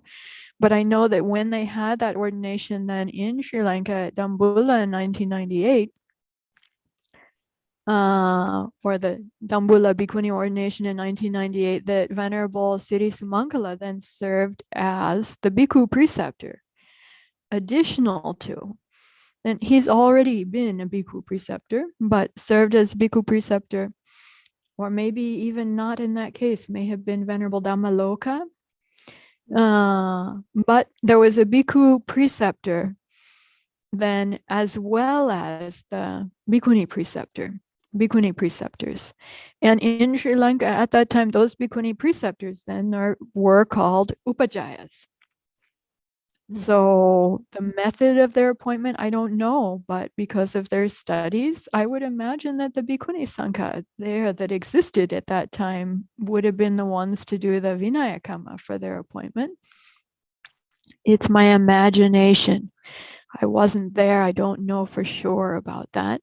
But I know that they did have the approval, the certification, the authentication from Venerable Siddhi Sumankala, who is Ayasopana's Bhikkhu preceptor as well. And they continued at Dambula to give ordinations in this way, that is with both Bhikkhuni preceptors and Bhikkhu preceptors, up even as far as I know, up even until this time. So the original reason for doing this is because the Bhikkhuni preceptors didn't have 12 years as Bhikkhunis. They had all those who were appointed had been Dasasila Matas of great renown, learning and practice for more than 20 years. But it was their first year as Bhikkhunis. And so that was the original reason for having the Bhikkhu preceptor, who is senior, is to give support for that. But then, as Ayasobana said, my understanding is it's then become a kind of a habit, or that then became the custom and culture. And even in the United States, also at Dhamma-Vijaya, Ayasobana and I have participated in several ordinations there. Then with the first appointment of Bhikkhuni preceptor there, Venerable Bhikkhuni Sudarshana, you were there when, was she appointed as a Bhikkhuni preceptor by the Bhikkhuni Sangha or by Bhante Piyananda, or? I think by Bhante Piyananda. You served as a Kamavachacharini for that ordination, right? Together with Ayagunasari. Was there any Kamavacha that you had for the Bhikkhuni Sangha appointing Venerable Sudarshana as a Bhikkhuni preceptor? I think it was a fait accompli, that it had already been done when we arrived. Already been done when the Bhikkhuni Sangha arrived? Well, when I arrived. Oh, okay. You were a member of the Bhikkhuni Sangha, and I think you were the one of the 2 Kamavachacharinis. Yes. I think. Is that right? Yes. Yes. Okay. Thank you. Now there's been so many, it's hard to remember clearly each one sometimes. So anyway, from that time also, then Bhante Piyananda, then on those ordination certificates and in his role, then he served as, on the ordination certificate, it said he's the Bhikkhu Upajjhaya. He's the Bhikkhu preceptor. And even now at the ordination upcoming in planned for October 1st in Virginia, the information that I received shows that Bhante Piyananda is serving as the Upajjhaya for the Bhikkhuni ordination, which then I think for the last 10 years or 12 years, that's been also, that's the way it started. I wasn't there for the ordination that it started with. Ayasobana was, but I observed that happening since that time. And then I think even up till now. So it started for a particular reason, that is the Bhikkhuni preceptors didn't have 12 Vassas yet. And so to give that strength and authority from the Bhikkhu Sangha, but then it's continued now, even though the Bhikkhunis, more and more of the Bhikkhunis have 12 Vassas. So then also this is a question sometimes here for the ordinations that we had here as well, and people misunderstood in Australia with Ajahn Brahm. Then first ordination there, Ayasobana was there also. Did Ajahn Brahm serve as the Bhikkhu preceptor for that 2009 ordination in Australia? You were present there. I don't have it in my mind. I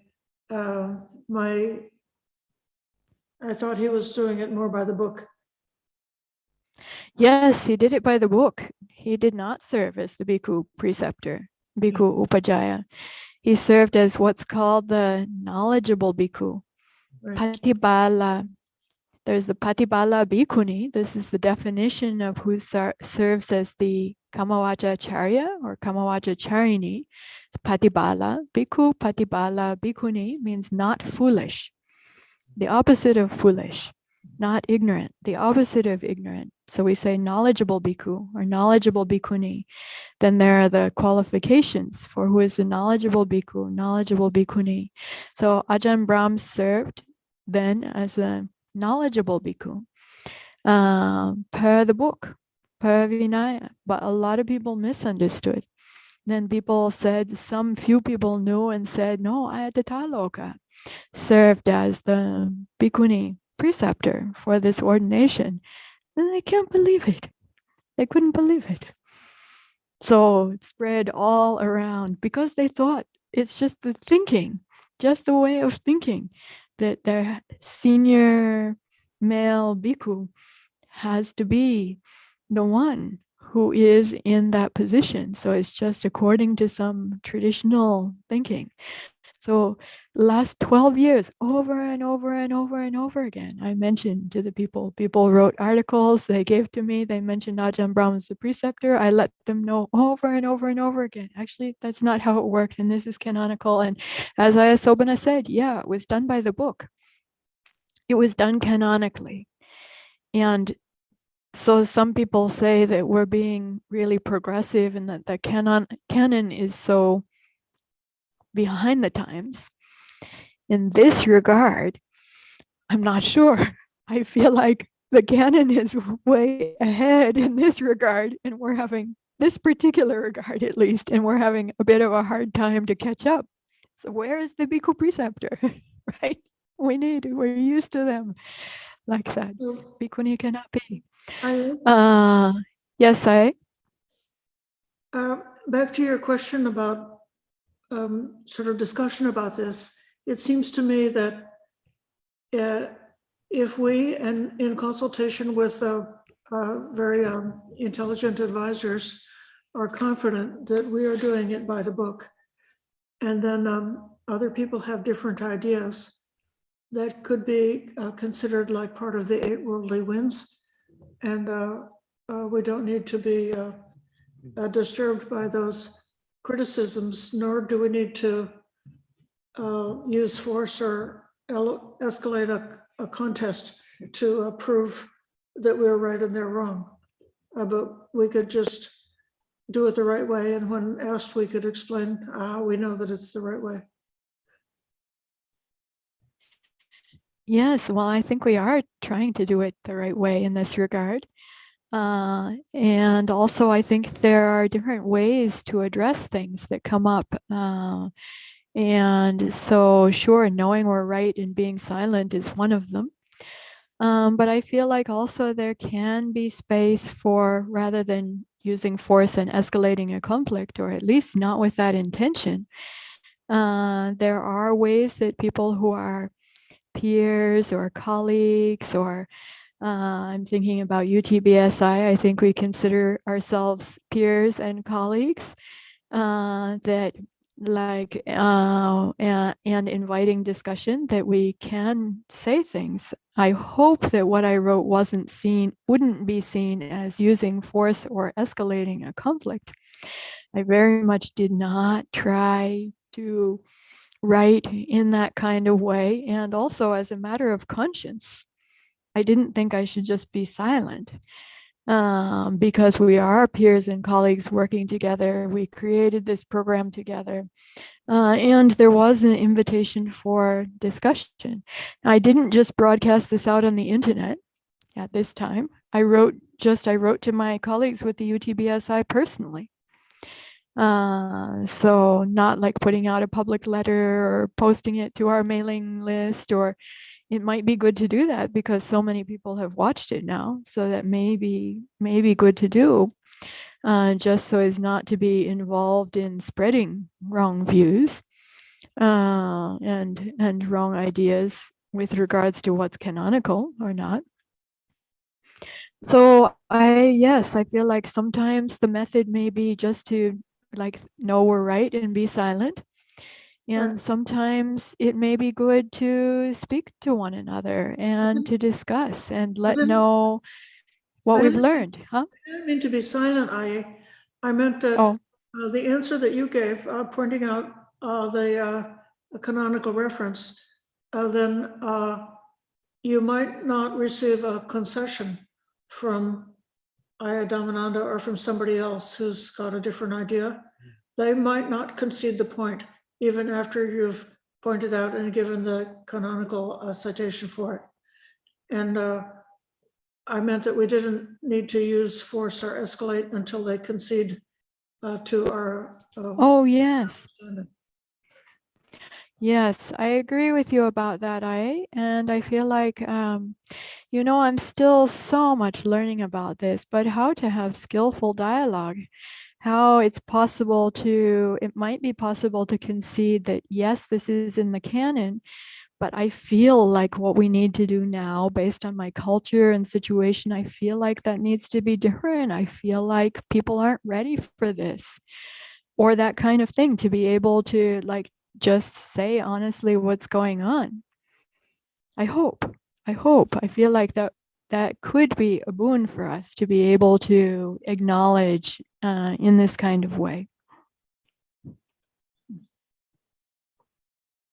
Thank you, Aya. As far as I know, having a bhikkhu preceptor, I had a bhikkhu preceptor. As far as I know, having a bhikkhu preceptor does not make the ordination illegitimate.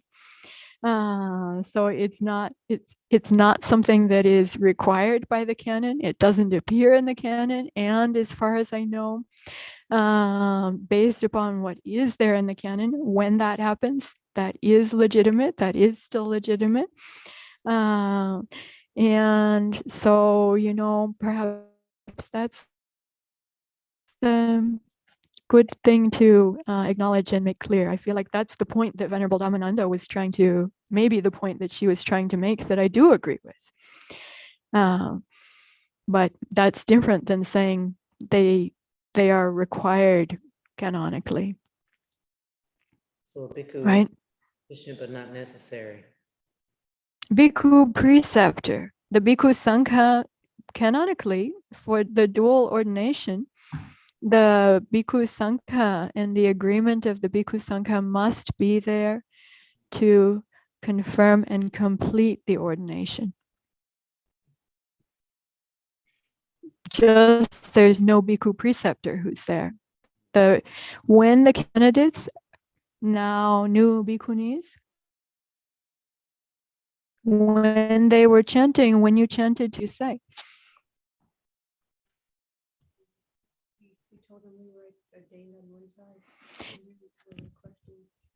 Venerable Dhammavada says that they told them that they were ordained on one side, that's Ekato Upasampanna and Bhikkhuni Sankhe Visuddha, having been cleared by the Bhikkhuni Sangha. There's one other piece of information that you gave to them. Oh. Tatalokaya. You Ayatiniya. Tata Lokaya Ayaya Pavatiniya, Sobana is saying.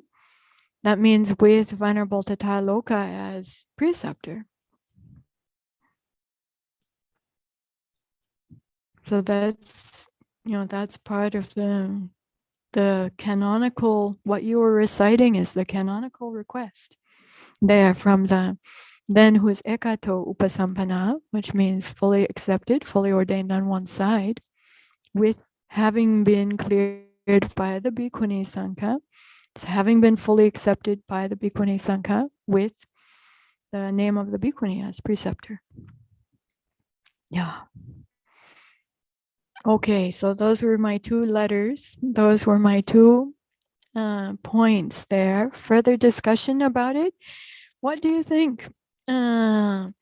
Ayasobana offered something about different ways we can respond to things like this.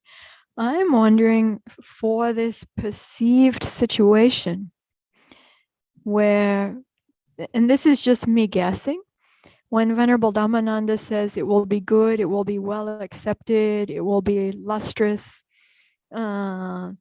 if she is appointed by a senior leading bhikkhu, it will be good, well accepted, lustrous.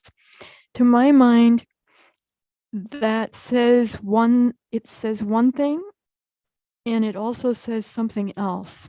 That is, even though she doesn't say it, that what's said in the silence is, if she's appointed by the Bhikkhuni Sangha, it won't be good, it won't be lustrous, it won't be well accepted. That's implied, right? So I think about how to moralize, valorize those who are the Bhikkhuni preceptors, those who are the senior Bhikkhunis, those who are the Bhikkhuni teachers, such that that will increasingly become perceived to be good, accepted, and lustrous. If you want inside workings about how Ayati's mind works with regards to these things, this is it. What do you think about that? Do you see it in the same way? Do you understand? Do you analyze it in the same way as me or differently?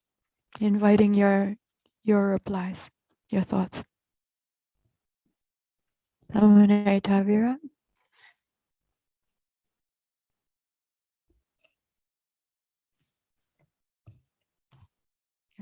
I guess my sense of this is, there may be a lot of debate. There may be a lot of people watching this in the general public who don't understand the issues one way or another and maybe don't care. I guess my sense here is it seems especially important to make sure the other Bhikkhuni preceptors who are watching this are really clear about what's happening and what's canonical and what isn't. So I think in terms of clarifying for them, if they're, now this doubt has been introduced, it's like, oh, maybe I'm not even a preceptor. And it seems really important to be very clear about. Right. Right. So just be very clear about this is what's in the canon and we are absolutely implementing it faithfully. And maybe if it seems helpful to have your local bhikkhu kind of be supportive in some way, then that's great, but don't make that, even to say like for them to do a Sangha Kama to appoint a Bhikkhuni preceptor seems like it doesn't, like that's not a thing that exists. So how are they doing that? And it just seems like we should be very clear about what is canonical and what is maybe some extra thing to address the local culture or the local situation. And that especially the bhikkhuni preceptors need to be clear with themselves about that. So it feels especially frustrating for Ayya Dhammananda, who, as you say, is very, many people are looking to her for so authoritatively saying something that is not canonical and representing it as being just the way it is.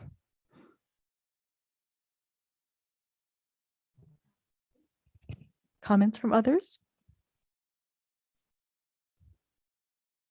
I was just, if I may, I was just thinking about the time you mentioned Ayati walking down the street in, I believe in Sri Lanka, with a bhikkhu and In Bodh Gaya.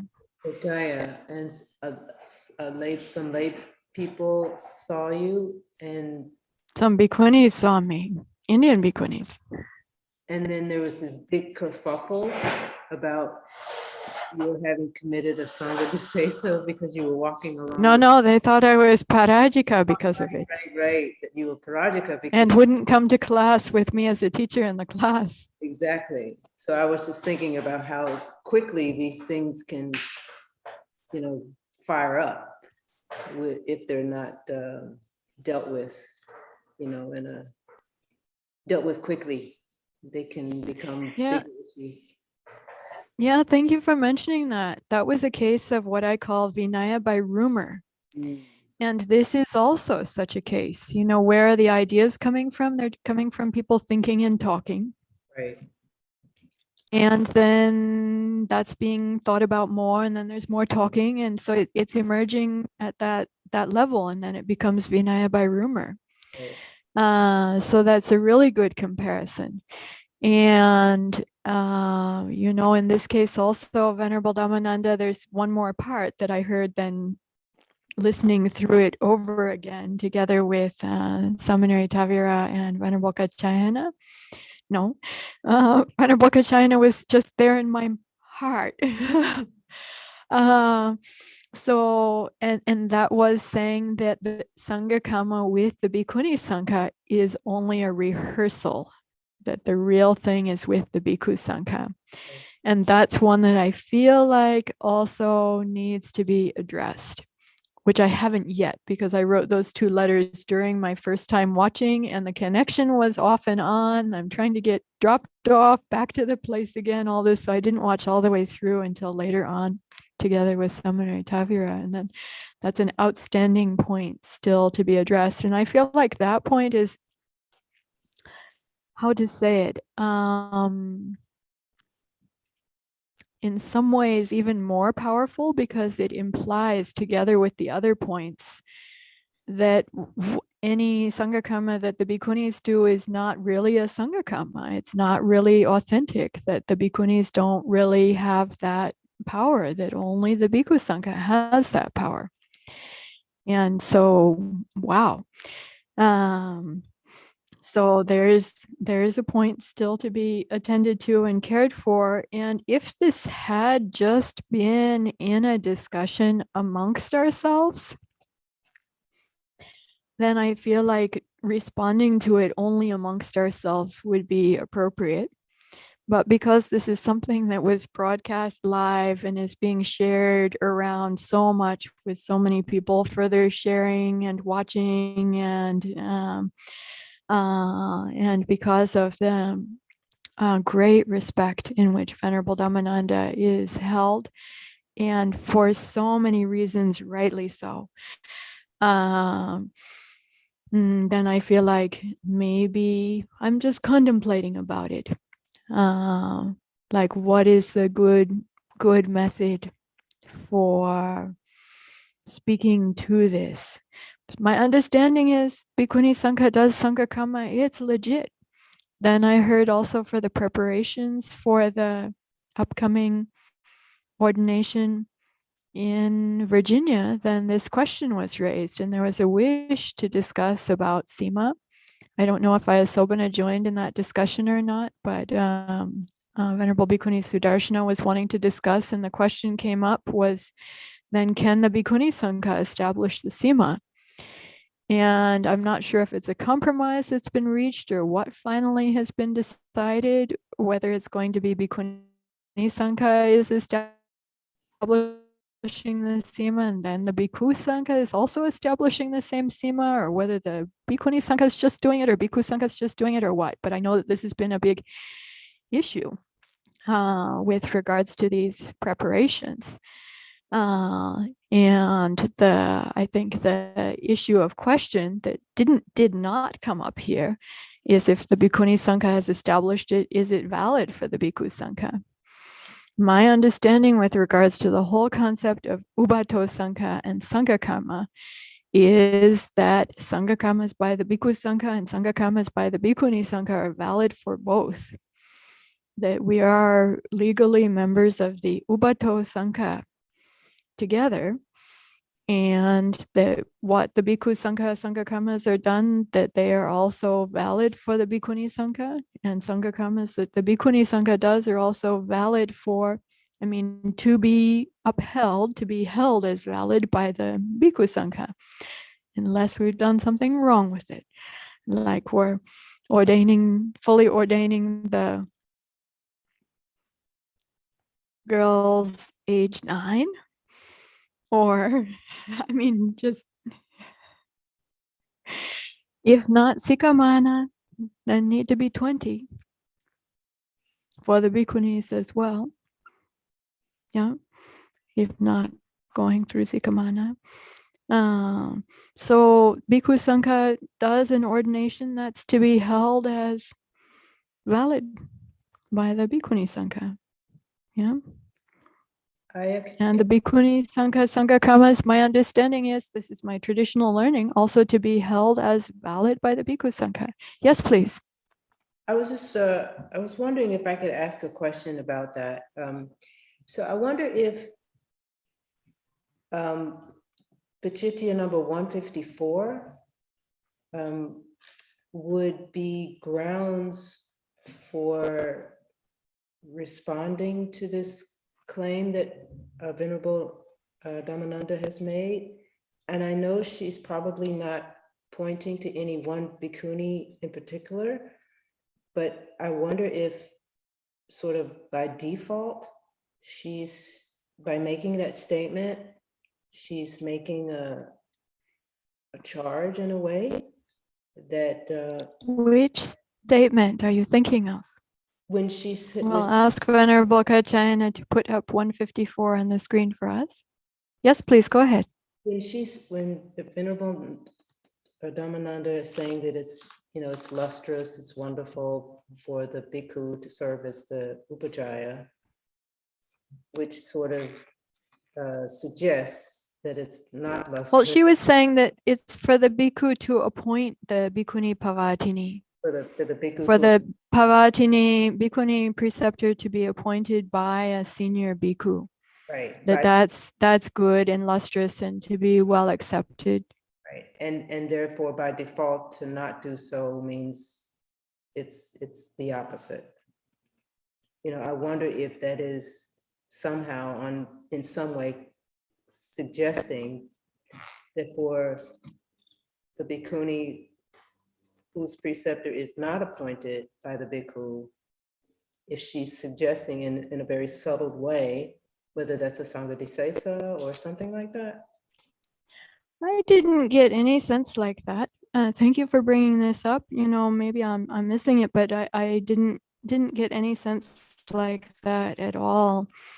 And she had said also in her reply that this is coming more from her reading of the Bhikkhuni Khandaka, and that she's not really been studying in the Bhikkhuni Vibhanga. So she's just looking at the Bhikkhuni Patimokkha and then reading in the Bhikkhuni Khandaka, which is the on Sutta Central, it's Khandaka number 20. But in Chulavagga, it's chapter 10. So it's called Chulavagga 10, or the Bhikkhuni Khandaka, which we haven't been studying much yet, but the Bhikkhuni Upasampada Vidhi, Kama Vidhi, comes from there.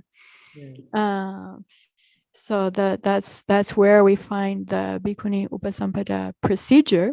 So I think it would be good for me to look back through there again. And for our Vinaya studies, I'd like to be looking there further.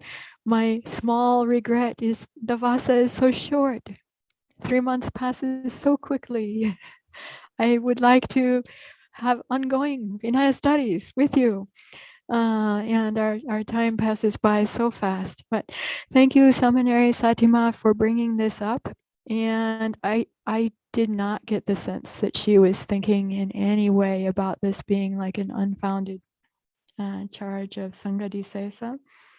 And I feel like for what she's replied, that it absolutely, I feel like it's possible to respond to this internally in a way that will hopefully lead to greater understanding and better communication. And I feel so happy for all the communication work that we've done with Dhammadrini in the last few years in various ways, whether crucial conversations or nonviolent communication, insight dialogue. I feel like there are skills ready at hand that can be tried, not because I'm such a great and skillful communicator, but no, there are all these things that come to mind from these trainings together with the Buddha's teaching that I feel like can be applied here. Let's give it a try. And number one, to be respectful of each other and appreciative of one another, and to aim towards greater understanding and skillfulness. So thank you for mentioning that, Seminary Satima.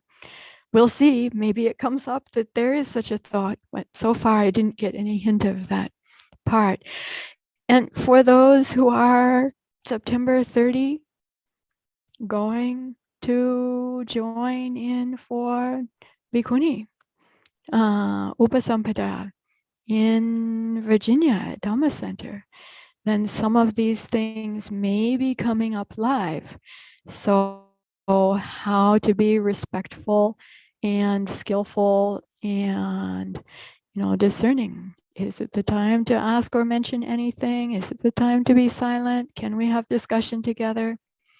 I know there was a request earlier on with regards to the ordination and the SEMA for that, but this is the thing, to do the things timely. So for the things that weren't discussed timely with us, but then have been discussed with others meanwhile, and they've given their advice and all that, I think it's important to do the SEMA legally and to do the ordination legally, per Vinaya. I'll just say that. Please do it legally. If there's a Bhikkhu Upajjhaya, it doesn't make it illegal. If the Bhikkhuni Sangha establishes the SEMA and then the Bhikkhuni Sangha establishes the SEMA right on top of it, it's kind of weird and it's kind of illegal, because you're not supposed to do that without revoking the SEMA if you're establishing another SEMA. But this is the place you'd have to drill in with the much more specialized Vinaya experts. What happens if you establish one SEMA on top of another SEMA in the same place, and one's done by the Bhikkhuni Sangha and the other's done by the Bhikkhu Sangha? What's that? My own understanding of this would be that I think one of them is going to be valid, and that either one of them that's valid is, and if the Bhikkhuni Sangha goes first, I don't think the Bhikkhuni Sangha will be at fault,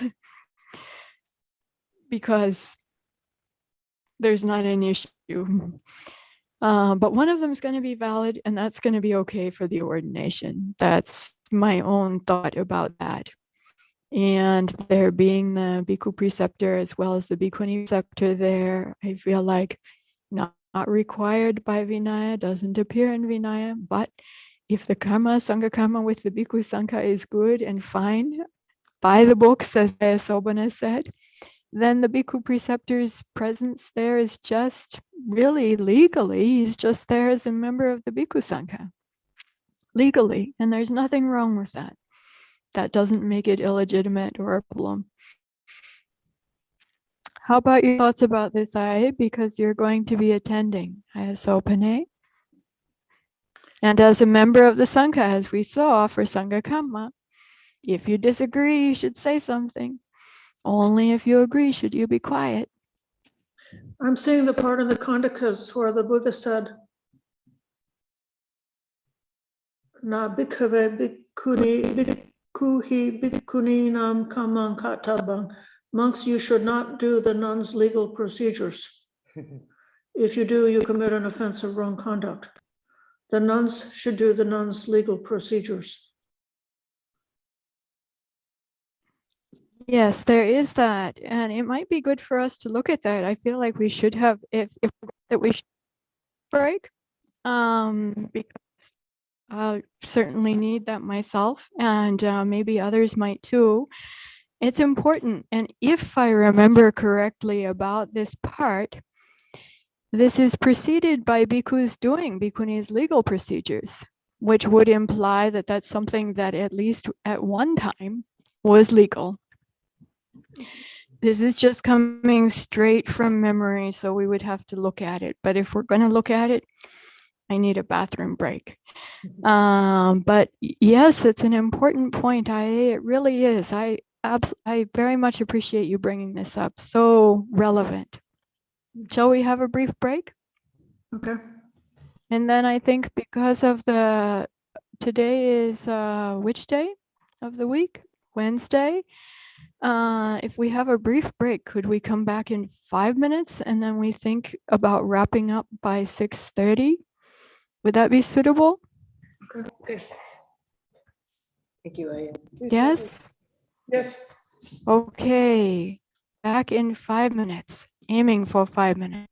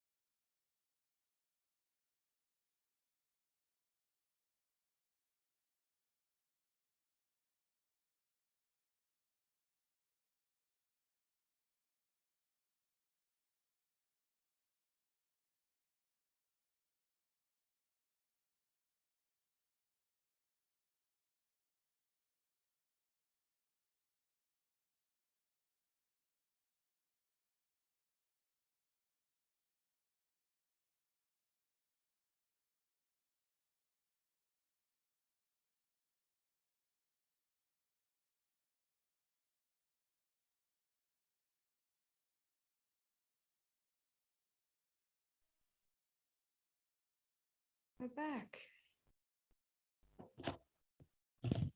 Greetings, we're back. Hello, AA, we're here. Requesting Venerable Kachina to please open up the reference that Ayasobana had made, which is in the Bhikkhuni Khandaka. In the Khandakas on Sutta Central, it's Khandaka 20. However, when we have the Mahavagga Khandaka and the Chulavagga Khandaka as separate texts, then there are 10 chapters in the Mahavagga Khandaka, and then in the Chulavagga Khandaka, this is number 10, which is why it's also called Chulavagga 10, as well as being called the Bhikkhuni Khandaka. Each Khandaka has its own title. So let's take a look at what Ayasobana was mentioning.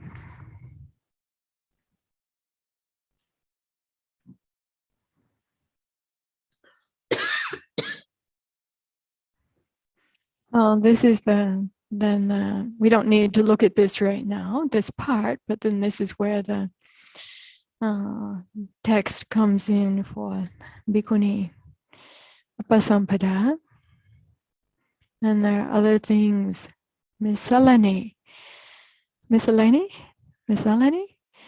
related to bhikkhunis.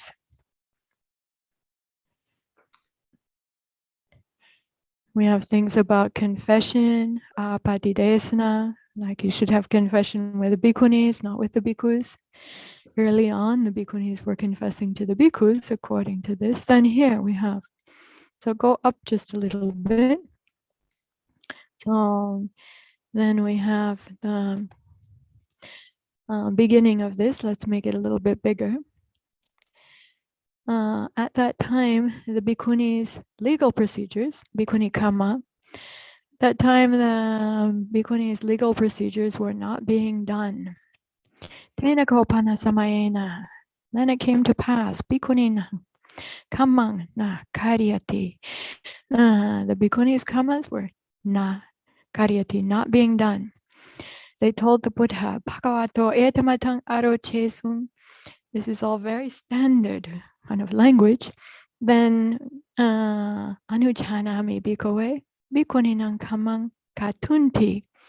Bhikkhus, I allow the doing of legal procedures, that is kamma, like we have sangha kamma, for the bhikkhunis. Anujanami bhikkhave, I allow, or I enjoin you, bhikkhus, that the bhikkhunis kamma, bhikkhuninam kammang katunti should be done, end quote, T. The bhikkhus thought, atako bhikkhunang etadahosi, who should do the bhikkhunis kammas?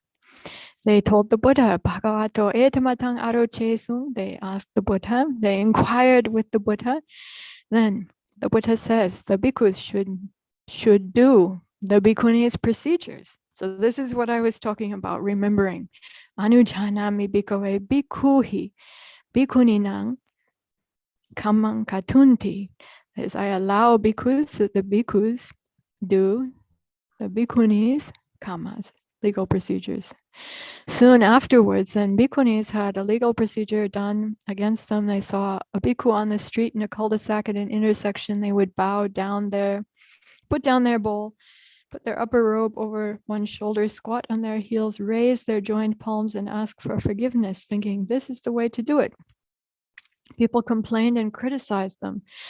They are their wives. They are their mistresses. Having offended them at night, they now ask for forgiveness. They told the Buddha,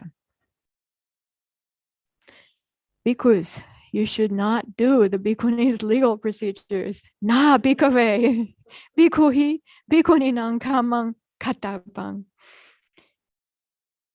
So there, I mentioned earlier, there are the places where something is instituted, like I was referring to how we work with our core what, also over time, there being an example that we find in Vinaya itself. Sometimes some precept is just one thing, just one story, just one thing, that's it. Other times, sometimes you find back and forth that something was brought up And they tried one thing and then, sorry, I moved the mic away. And then it didn't work out well for whatever reason. And so they tweaked it, they changed it. And sometimes it takes even several times. If you look at the chapter on shoes with sandals, oh my goodness, wow. It's like the ultimate example of how the Sangha can review a topic over and over again and then develop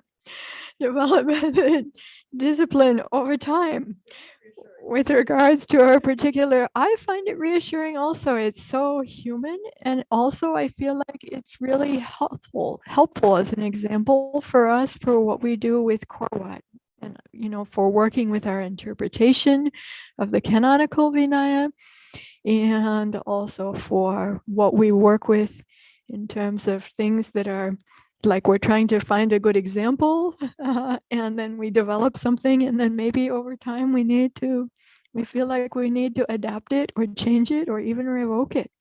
And we have the ability to do that with regards to our Korwat. And Vinaya gives us an example in many ways how this can be done. And it's so humanizing because sometimes people think they were with the Buddha, they had great paramis. People these days have very little parami. They had very great parami. Those with great parami were able to be awakened near the Buddha. Now with little parami, what can we do? We had better just make merit and be reborn in the time of the next Buddha Maitreya, Pra-Arya-Meteya, or these kind of things people say. But it's so humanizing. I really love this about it. Bhikkhus, na bhikkhuve, bhikkhuhi, bhikkhuni nang kamang kattapang. You should not. No, if you do, you commit an offense of wrong conduct. Yokareya apati dukkatasa. Okay, so this is here, then this is the Buddha speaking to the bhikkhus, right? Na bhikkhuve. So if a bhikkhu were to do that, it's not saying here that it's illegitimate. It's saying that it's a dukkata offense. So it is an offense, and of course, conscientiously, in most all circumstances, unless there's a very good reason otherwise that's in line with Dhamma and other principles in Vinaya, then we want to avoid even the dukkata offenses.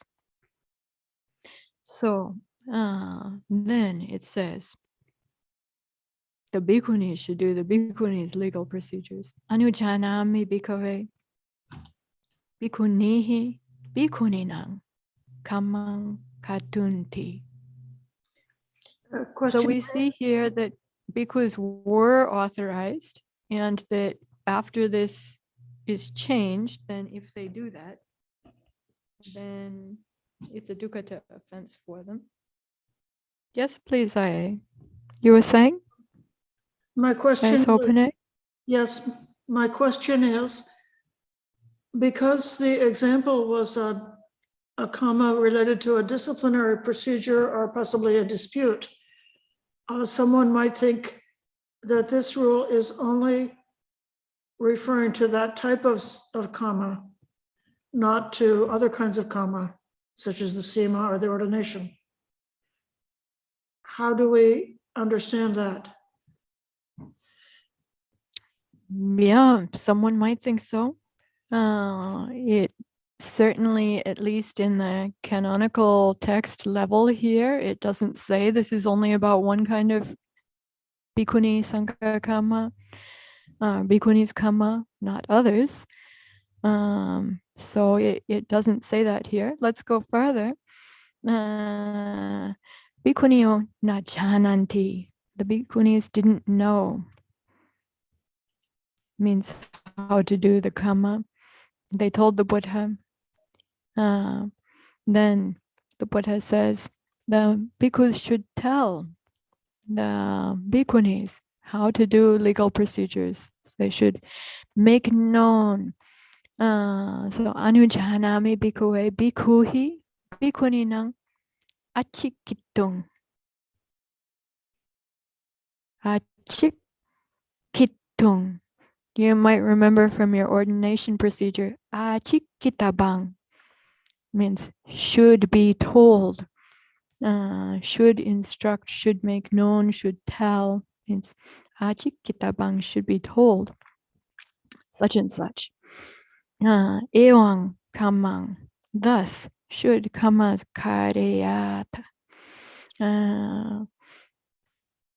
Thus should the kamas, thus should you instruct them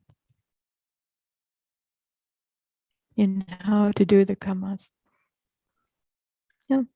So bhikkhus should not be doing it themselves. According to this, if they do, it's a dukkata offense. And if bhikkhunis don't know how, then the bhikkhus should instruct them.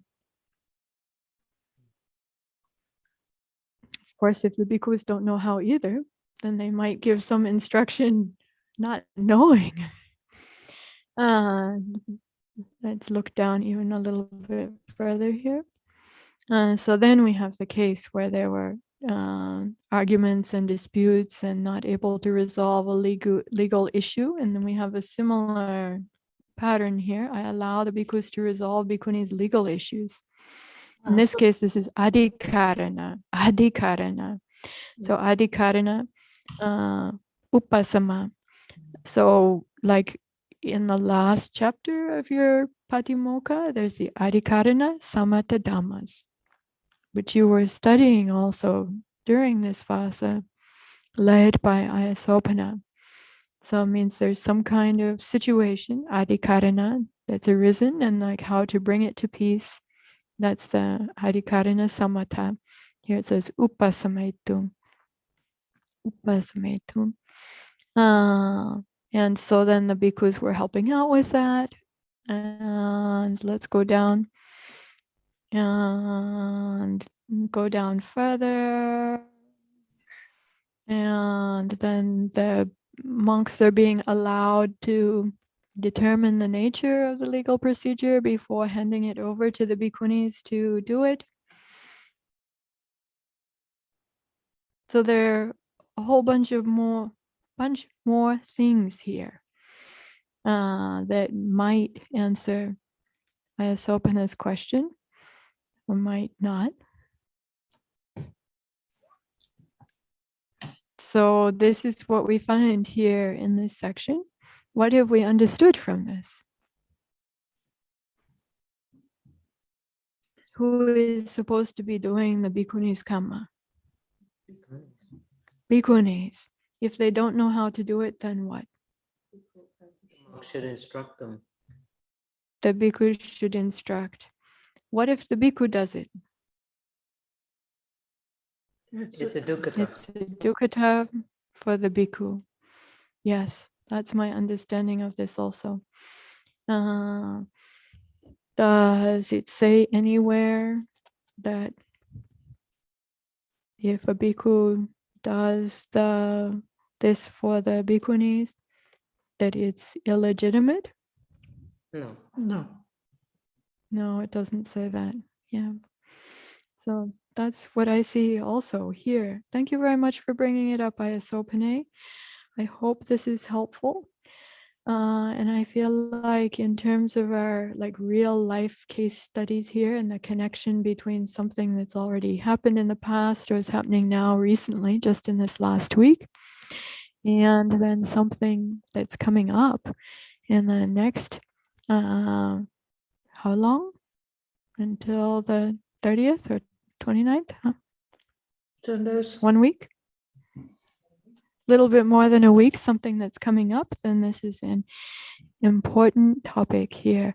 So Venerable Kachina has scrolled down here to this section, which may actually be good to look at in closing here. Can you go up just a little bit more?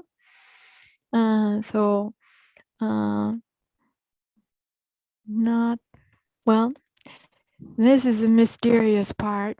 The bhikkhuni was the pupil of Upalawana, who followed the Buddha for 7 years to learn Vinaya. But then later in her life, she, because of muddled mindfulness, it says, mutta sati. Because of muddled mindfulness, then she forgot what she had learned.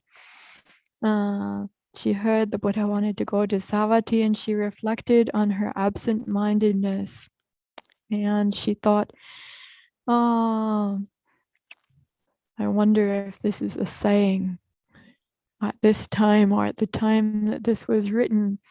Dukarang kopana matukamena yawajiwang satarang anupanditung. So she said it's hard for her with this woman's life or as a woman to follow the teacher around for her whole life. What to do? She told the bhikkhunis what she thought, who in turn told the bhikkhus, who then told the Buddha, and the Buddha said, I allow the bhikkhus to teach. Here it says monastic law, underneath in Pali it says Vinaya, to the bhikkhunis. So here we get an interesting vision of not only the Buddha wandering around or on Charika, going around with the Bhikkhu Sangha, but there also being at least some bhikkhunis there, even who are appointed to be like learning the development of the Vinaya that was happening real time live with the Buddha as he was on Charika, going from place to place. And then her role was then to be transmitting that to the Bhikkhuni Sangha.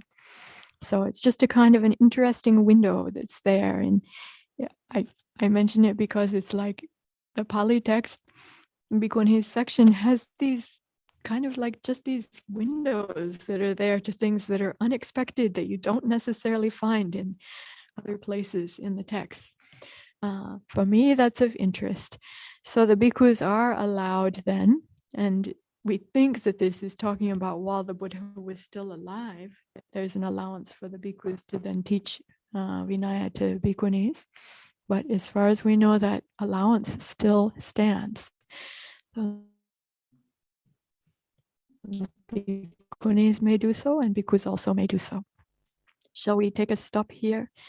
Now we're just a little bit after 6:30. I'm interested to know that very briefly, did you learn anything today? Helpful, important, useful to know, to remember? Just brief, let's pass this around. And I'm going to start to my left is Venerable Nava Bhikkhuni Dhammawada. And just going to pass around, and then that would be then Seminary Satima coming after Venerable Kachayana, then Ayasobana, then Seminary Tavira. Passing.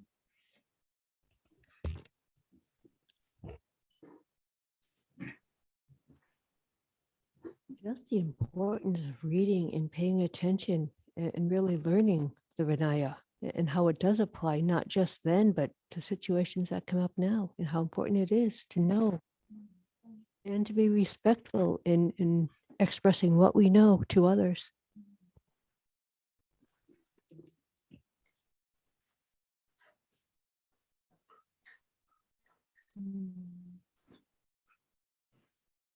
No, I guess this has clarified some details that I, hadn't studied in depth before.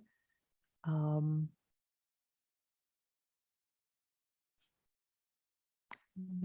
and it's interesting to hear about the situation in Thailand and with the other Bhikkhuni preceptors and how they're seeing and understanding things. Just to sort of know and understand for ourselves how that is. Don't know. I guess that's what comes to mind at the moment. Going to Seminary Satima. Yes, it's just underscores for me how quickly Vinaya legal issues of the rules of the Vinaya can be rumored into existence. And I think it's, it's just a good reminder of how important it is to understand the teachings of the Buddha, to try to stay as close to the book as possible when we are examining and applying these instructions to our monastic life. It's very, very helpful teaching.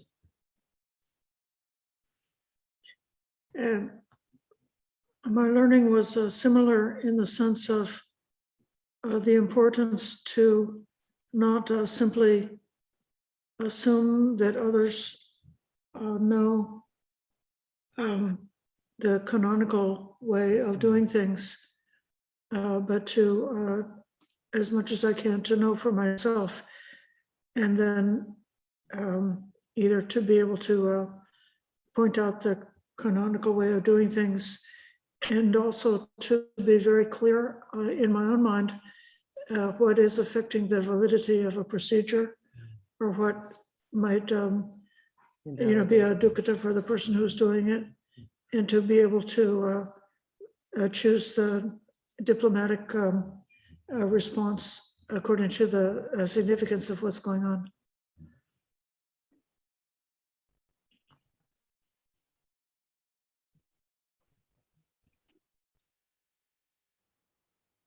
It's interesting to be studying this and feeling like there's so much to learn, but then also a bit, I don't know, sort of frustrating, interesting to look at.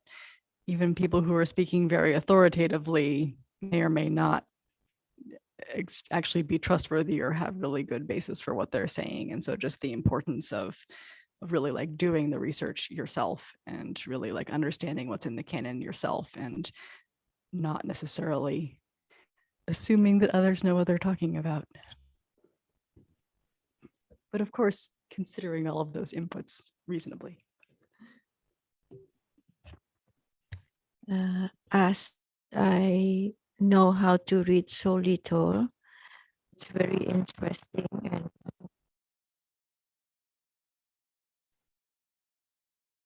to teach, and not just to say, but to clear, show everything on the book that's I able to notice for myself, and to continue to read and to learn.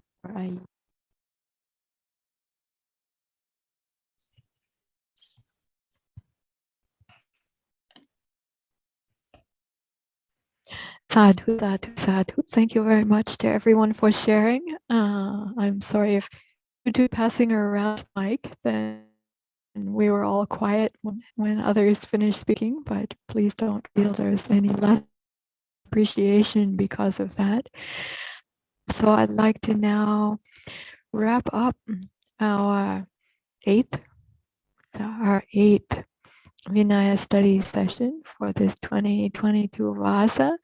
We went over today, we did a review from the seventh session in the beginning, and then we brought up a case study, our first one, going over something that was brought up just in this last week's time with International Bhikkhuni Day, and then also connecting it to what we have upcoming a little bit more than a week from now with Sima establishment and Bhikkhuni ordination coming up in Virginia. So I hope that this is helpful for everyone in terms of like really seeing what's there in the text, and having some examples of how we can approach, look into, discuss these matters together, knowing how to find them and access them ourselves. And that this is giving you more and more like knowledge and confidence and comfort and familiarity the text, how the things work as we move from topic to interrelated topic. So this is my aim. Like this is good, helpful, valuable to be really heirs of the Buddha's sasana, of Dhamma and Vinaya, of Sila, Samadhi, and Panya, all these three bases of training. So I want to acknowledge also that we still have things that we would like to be studying and going over, hopefully on Friday, with regards to foods, medicines, tonics. Yes, particularly we have this this outstanding. And then we also maybe have a case study, another case study, real live, just internal to our community coming up tomorrow. So I hope it's helpful to like contemplate and look at this in something that's like a little distance away in past and future and seems like connected to us, but also one step removed. Tomorrow we might come one step closer. So good training and practice and experience for us. So I want to say thank you very much and anumodhana to everyone here. Full attention, listening, thoughts, words that you've offered. You're participating in offering this communal study environment together. So sadhu, sadhu, Sadhu, Ami, sadhu, and I modami. just wish our studies be applied rightly.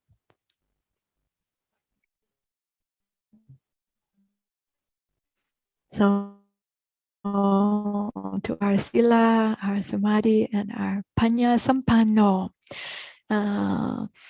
so replete in all of these, practicing with all these three things together in theory, with our learning and our knowledge in practice. May we grow in this noble path together. And may that be a great blessing for us and also for our well, and just a great gift for our world. I'll end there.